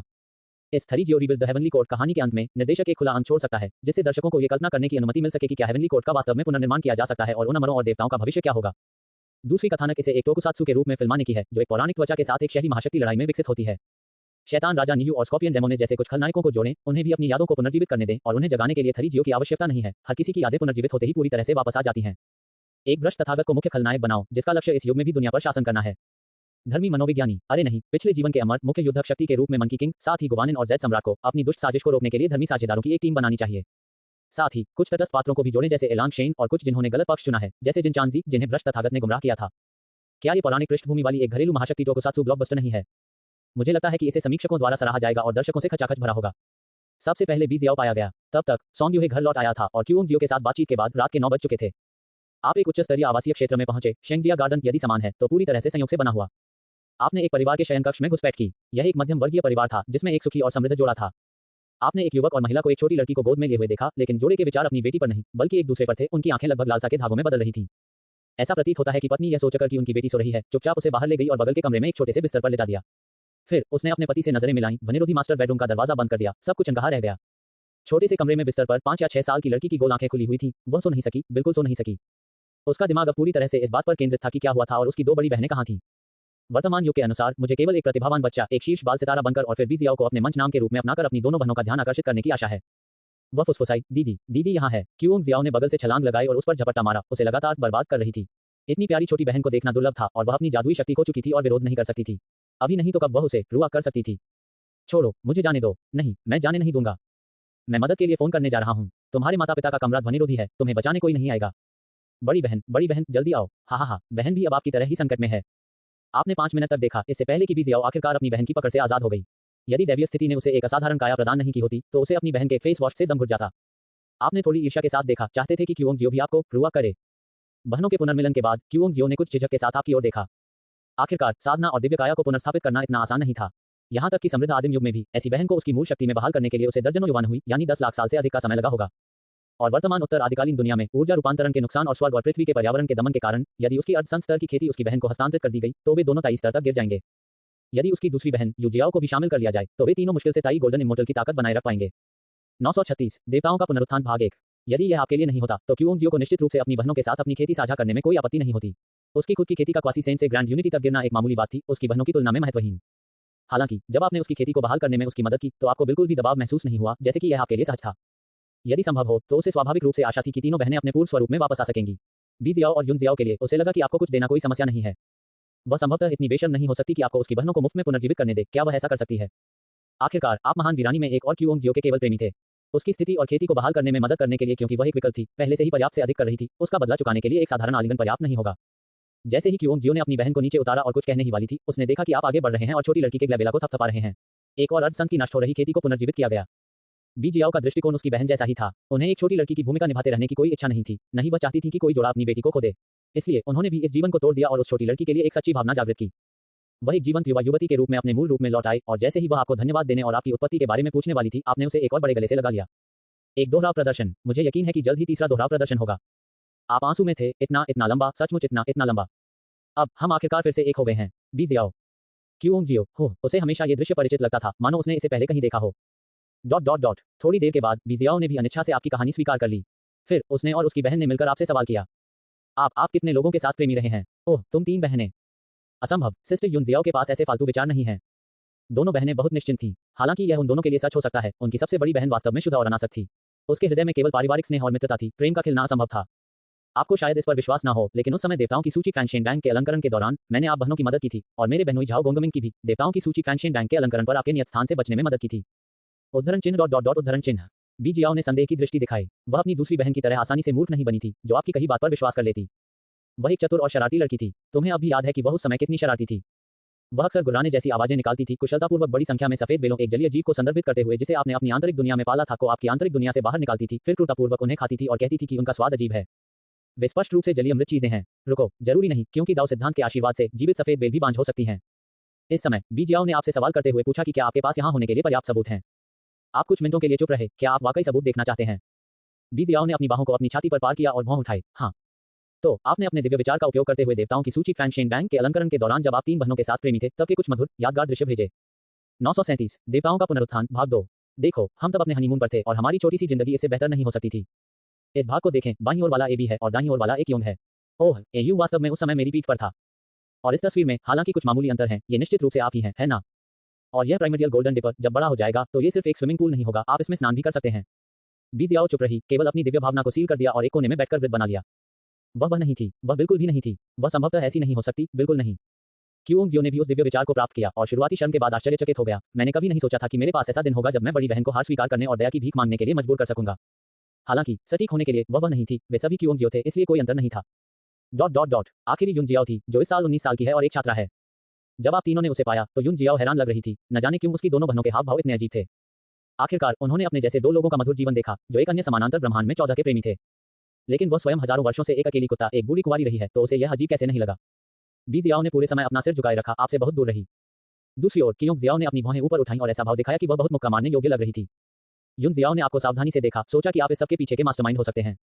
जैसे ही आपने युनजियाओ की ताकत बहाल की, क्यूओंगजियो ने आंख मारी और एक दिव्य संदेश भेजा, बहन, मेरी शक्ति को देखो।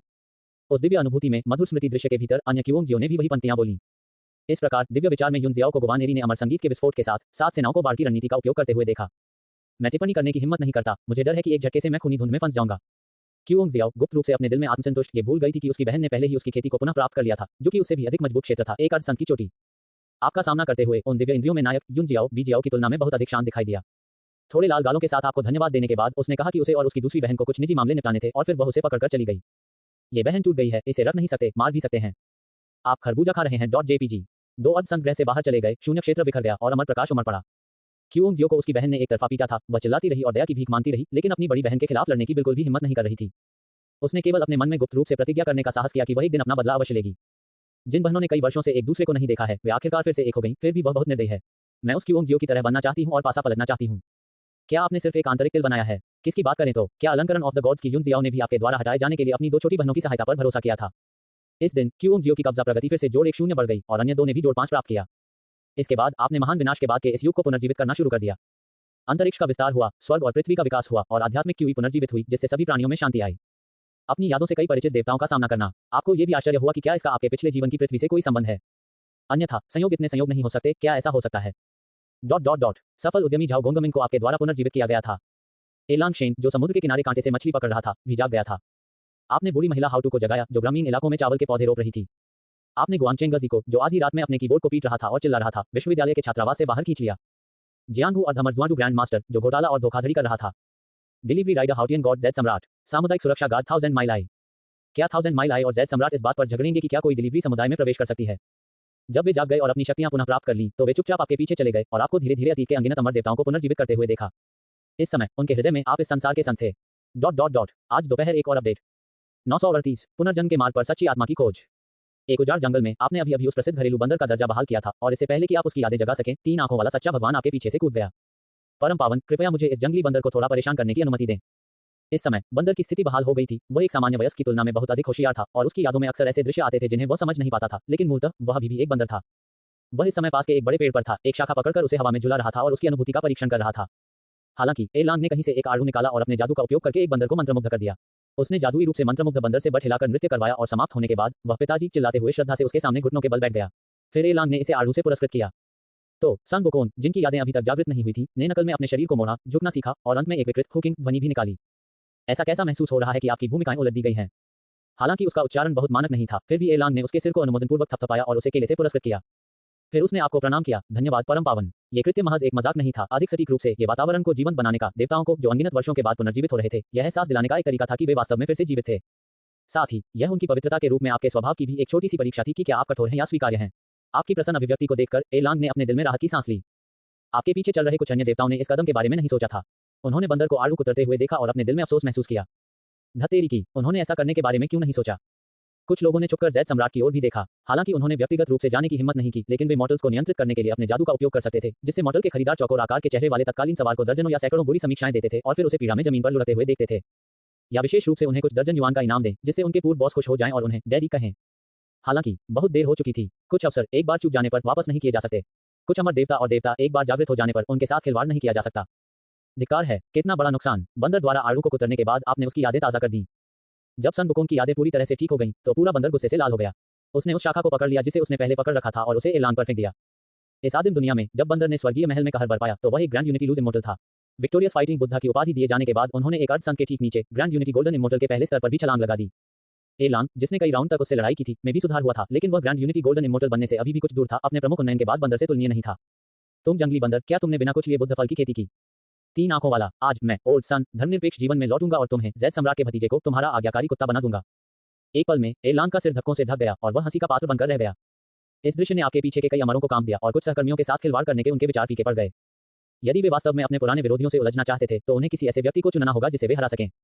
अन्यथा वे ट्रू लॉर्ड एलान की तरह दूसरों को मजाक में बदल देंगे और पलक झपकते ही खुद भी मजाक बन जाएंगे। बंदर और एलान के बीच की बातचीत चंचल रफाहाउसिंग की तरह थी, जैसे दो जोकर एक अनूठे तरीके से वातावरण को सजीव कर रहे थे, जो अमरों के लिए कुछ जीवन क्यूई ला रहे थे जो अनगिनत सहस्राब्दियों से निष्क्रिय थे। बंदर ने आपके पीछे के अमरों पर भी अपनी भयंकर दृष्टि डाली, हर उस अमर पर तीव्र दृष्टि से देखा जो उसकी तुलना नहीं कर सकता था। आप सभी ओल्ड सन के लिए इसके बारे में पूरी तरह से भूल जाएं, अन्यथा ओल्ड सन के लोहे के कर्मचारियों को निर्दयी होने और आप सभी को मूर्ख बनाने के लिए दोष न दें। लेकिन 3 जियो देवी जैसे अर्ध संतों के लिए उन्होंने उन्हें सीधे छोड़ दिया। आखिरकार ये बंदर अपने पहले जन्म के समय की तुलना में कहीं अधिक परिपक्व था। अमरों को चेतावनी देने के बाद जिन्होंने उसकी शर्मिंदगी देखी थी, बंदर धन्यवाद में आपके सामने झुक गया। फिर अधिक कुछ कहे बिना वह आपके पीछे पीछे चला और मुख्य समूह में शामिल हो गया। साथ ही उसने अपने दिल में योजना बनाना भी शुरू कर दिया। हालांकि उसका पिछला शर्मनाक व्यवहार एक पहाड़ी बंदर द्वारा किया गया था और उसका सन वुकोन से कोई लेना देना नहीं था, फिर भी वह वही बंदर था। और जो हो गया सो हो गया। वह यह उम्मीद नहीं कर सकता था कि लोगों का वह समूह भूल जाएगा। स्थिति को बचाने का एकमात्र तरीका था उससे अधिक लोगों को शर्मिंदा करना। इस यात्रा के लिए आपका अगला लक्ष्य एक निश्चित हृष्टपुष्ट नेता था। उनकी सच्ची आत्मा मार्शल तियान पेंग थे। जब उस बंदर ने अपनी यादें निकाली, आधिकारिक वर्दी पहनी, अनुशासन समिति का आर्मबैंड पहना और शुआंगगुई दोहरा विनियमन के बारे में चिल्लाया, तो 80 मीटर दूर से मूत्र की गंध का पता चला। येसुआ का सिर वास्तव में एक स्वर है, सन वुकोन ने उपहास करते हुए कहा। यहाँ तक कि जब वह एक इंसान बन गया, तब भी उसने एक इंसान की तरह व्यवहार नहीं किया।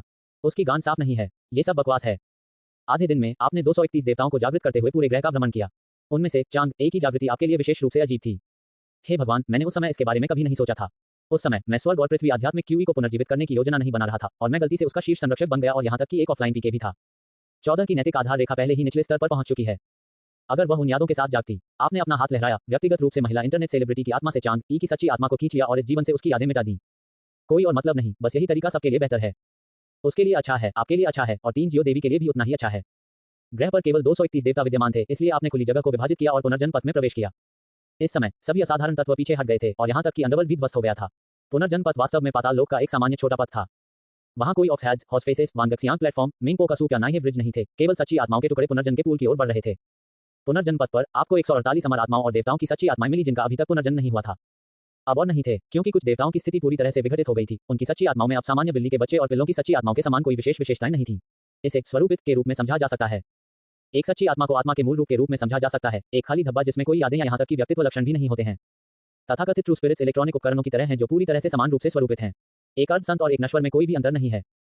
पुनर्जन्म पथ पर केवल सच्ची आत्माएं होने का कारण यह है कि स्वर्ग और पृथ्वी का वातावरण पूर्ण आत्माओं के पुनर्जन्म का समर्थन नहीं कर सकता है। केवल सच्ची आत्माओं को, जिनमें कुछ भी नहीं है, पुनर्जन्म की अनुमति देता है। आपके पीछे 379 अमर और देवता अपनी यादों को बनाए रखने के लिए अपनी खंडित स्थिति पर निर्भर थे। यदि आप कुछ मिलियन या लाखों साल बाद पहुंचे होते और उनकी स्थिति भी नष्ट हो गई होती, तो वास्तव में कोई थरीजियाओ, सन बुकोन या हाउटियन भगवान नहीं बचा होता। जब तक किसी के पास समय को उल्टने की शक्ति न हो, यह पहचानना असंभव होगा कि उनमें कौन सी सच्ची आत्माएं हैं। प्रतिष्ठित होने पर भी पुराने दाव सिद्धांतों के बिना उनकी पूर्व स्मृतियों का पता लगाना असंभव होगा और यहाँ तक कि उनके पिछले व्यक्तित्व स्वभाव रूप को भी संरक्षित नहीं किया जा सकेगा। आखिरकार इससे कोई फर्क नहीं पड़ता कि हार्ड ड्राइव में एक बार कितनी रोमांचक शिक्षण सामग्री या अनुदेशात्मक वीडियो मौजूद थे, फॉर्मेटिंग के बाद वे सभी समान हो जाते हैं। किसी ने अपना सिर झुकाया और आह भरी, क्योंकि उन्होंने पुनरुद्धार के दिन फिर से मिलने के लिए एक साथी दाववादी के साथ एक समझौता किया था, लेकिन इन वर्षों के दौरान दूसरे की स्थिति पूरी तरह से खत्म हो गई थी। सच्ची आत्मा वास्तव में अभी भी वहां थी, लेकिन कीड़े, पौधे, मछलियां और सांप भी सच्ची आत्माएं रखते हैं और उनकी संख्या पहाड़ों और समुद्रों जितनी विशाल है। कौन जानेगा कि कौन सी सच्ची आत्मा वास्तव में वह थी। मिटाए गए देवताओं में कुछ ऐसे नाम थे जिनसे आप काफी परिचित थे, जैसे शुनफेंग एट सभी सुनने वाले कान और किंगफेंग मिंगयुक जिनसेंग फलों के पेड़ की रक्षा करने वाले दो। वहाँ 3 जियो देवियों की मित्र फेयरी कईयुन भी थी, जिसे देवताओं के अलंकरण में मूल रूप से शौचालय देवता के रूप में सील किया जाना था, लेकिन आपके बचाव के कारण उसे बचा लिया गया था। फिर भी इस दुनिया में लंबे इंतजार के दौरान उसकी स्थिति भी कम हो गई थी। आपने अपनी बाहें खोली और क्योंग जियो को गले लगाया, जो उदासी की स्थिति में थी। अन्य दो ने आपसे परहेज किया और गले नहीं लगाया। उसे धीरे से सांत्वना देते हुए कहा, चिंता मत करो, चिंता मत करो।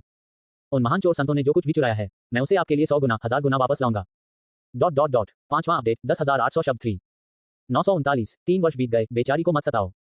6 संतों का पीछा करने और उन्हें मारने का मामला अत्यावश्यक नहीं है, चलो इसे अभी के लिए एक तरफ रख दें, बाद में ऐसा करने के लिए बहुत समय होगा।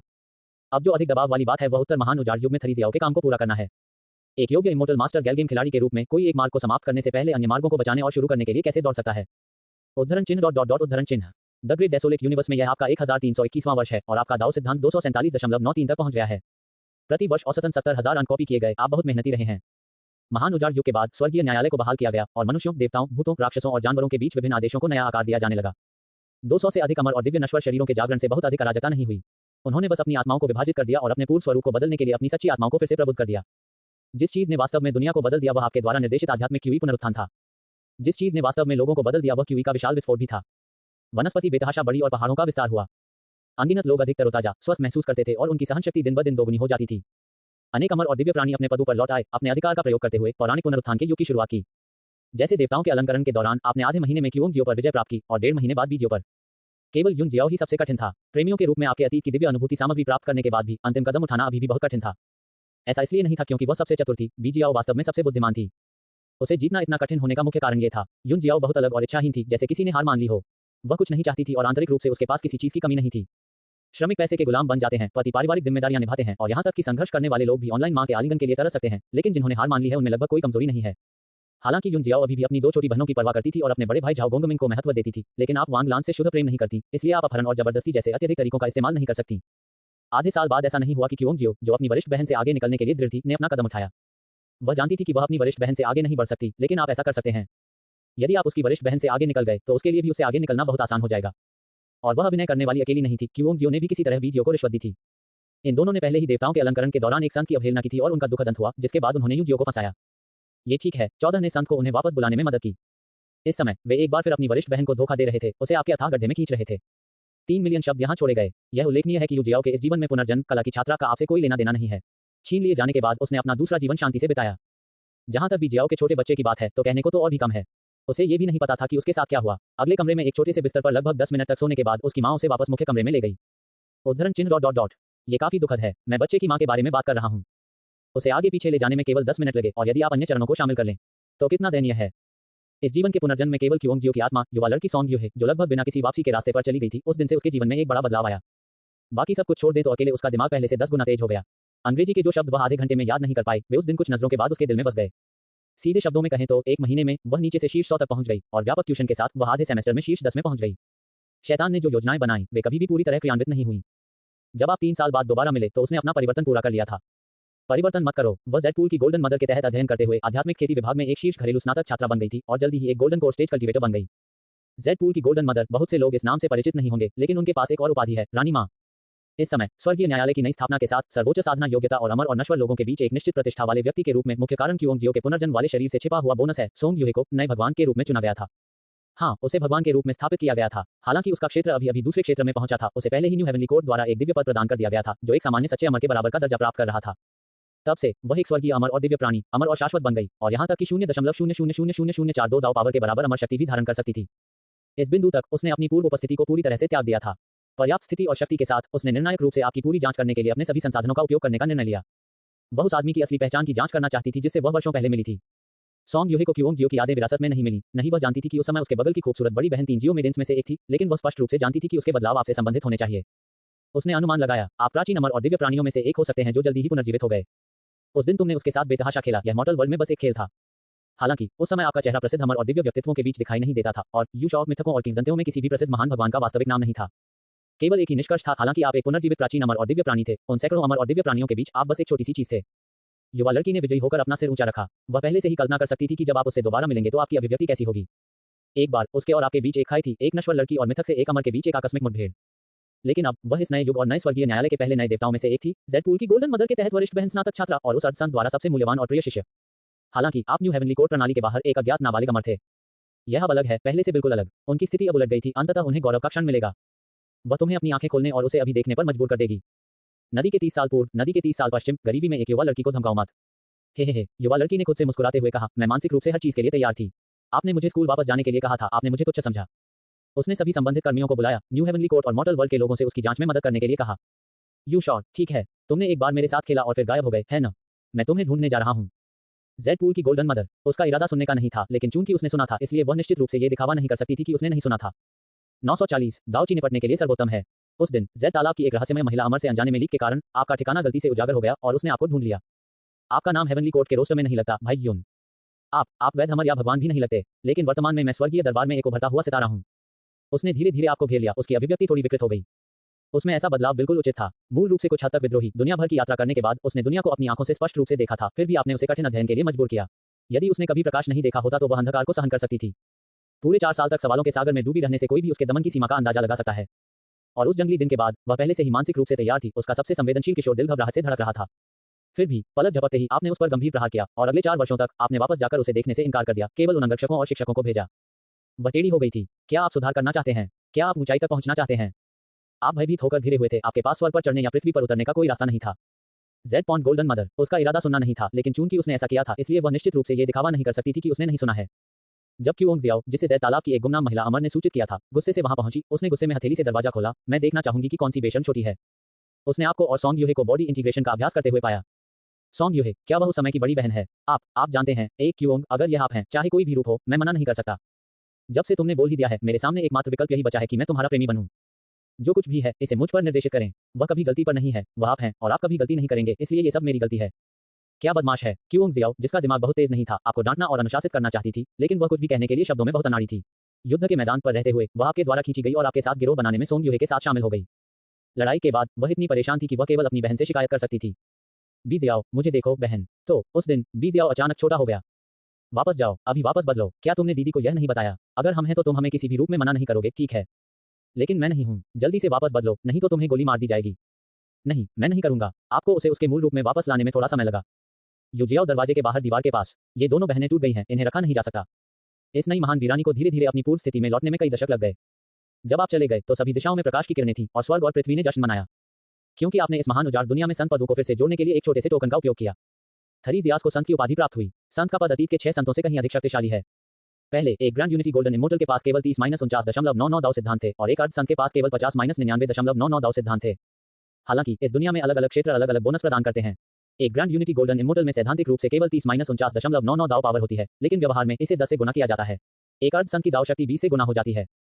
सबसे मजबूत ग्रैंड यूनिटी गोल्डन इमोर्टल और सबसे कमजोर अर्ध संत के पास दाव सिद्धांतों में केवल बहुत छोटा अंतर है और दाव पावर में पूर्ण गुणक है, लेकिन किसी को कई अन्य कारकों पर भी विचार करना चाहिए, जैसे कि स्वर्ग और पृथ्वी बोनस आदि। एक अर्ध संत आमतौर पर 1 दर्जन से अधिक शीर्ष ग्रैंड यूनिटी गोल्डन इमोर्टल्स को बिना किसी समस्या के हरा सकता है। और अब आपके द्वारा जोड़े गए नए संत पदों की ऊपरी सीमा 10 लाख दाव सिद्धांतों की है। शायद इसे असंख्य महान विनाशों के बीच अजेय नहीं माना जाता है, लेकिन ये पहले से एक महत्वपूर्ण उन्नयन है। न केवल अन्य देवता स्तब्ध थे, बल्कि 3 जियाओ जो दिन रात आपके साथ रहते थे और भी अधिक स्तब्ध थे। वे जानते थे कि आप असाधारण थे, जानते थे कि आप मजबूत थे, लेकिन वे नहीं जानते थे कि आप इतने मजबूत थे। संत पद सृजित करने की इस प्रकार की शक्ति, यहाँ तक कि पुराने पूर्वज होंगजुन भी ऐसा नहीं कर सकते थे, क्या वह ऐसा कर सकते थे? खैर, कम से कम इस महान वीरानी दुनिया में होंगजुन ने ऐसी क्षमताएं नहीं दिखाई हैं। सबसे चौंकाने वाली बात यू जियाओ थी। विदाई युद्ध के दौरान आपने देखा कि वह पहले से बहुत अलग लग रही थी। ये शांत और स्वाभाविक बड़ी बहन पूरे समय कुछ हद तक चकित थी, कभी-कभी अपने दिव्य विचार को भटकने देती थी, अपने भीतर संत की स्थिति को देखती थी और मूर्खतापूर्ण तरीके से खिलखिलाती थी।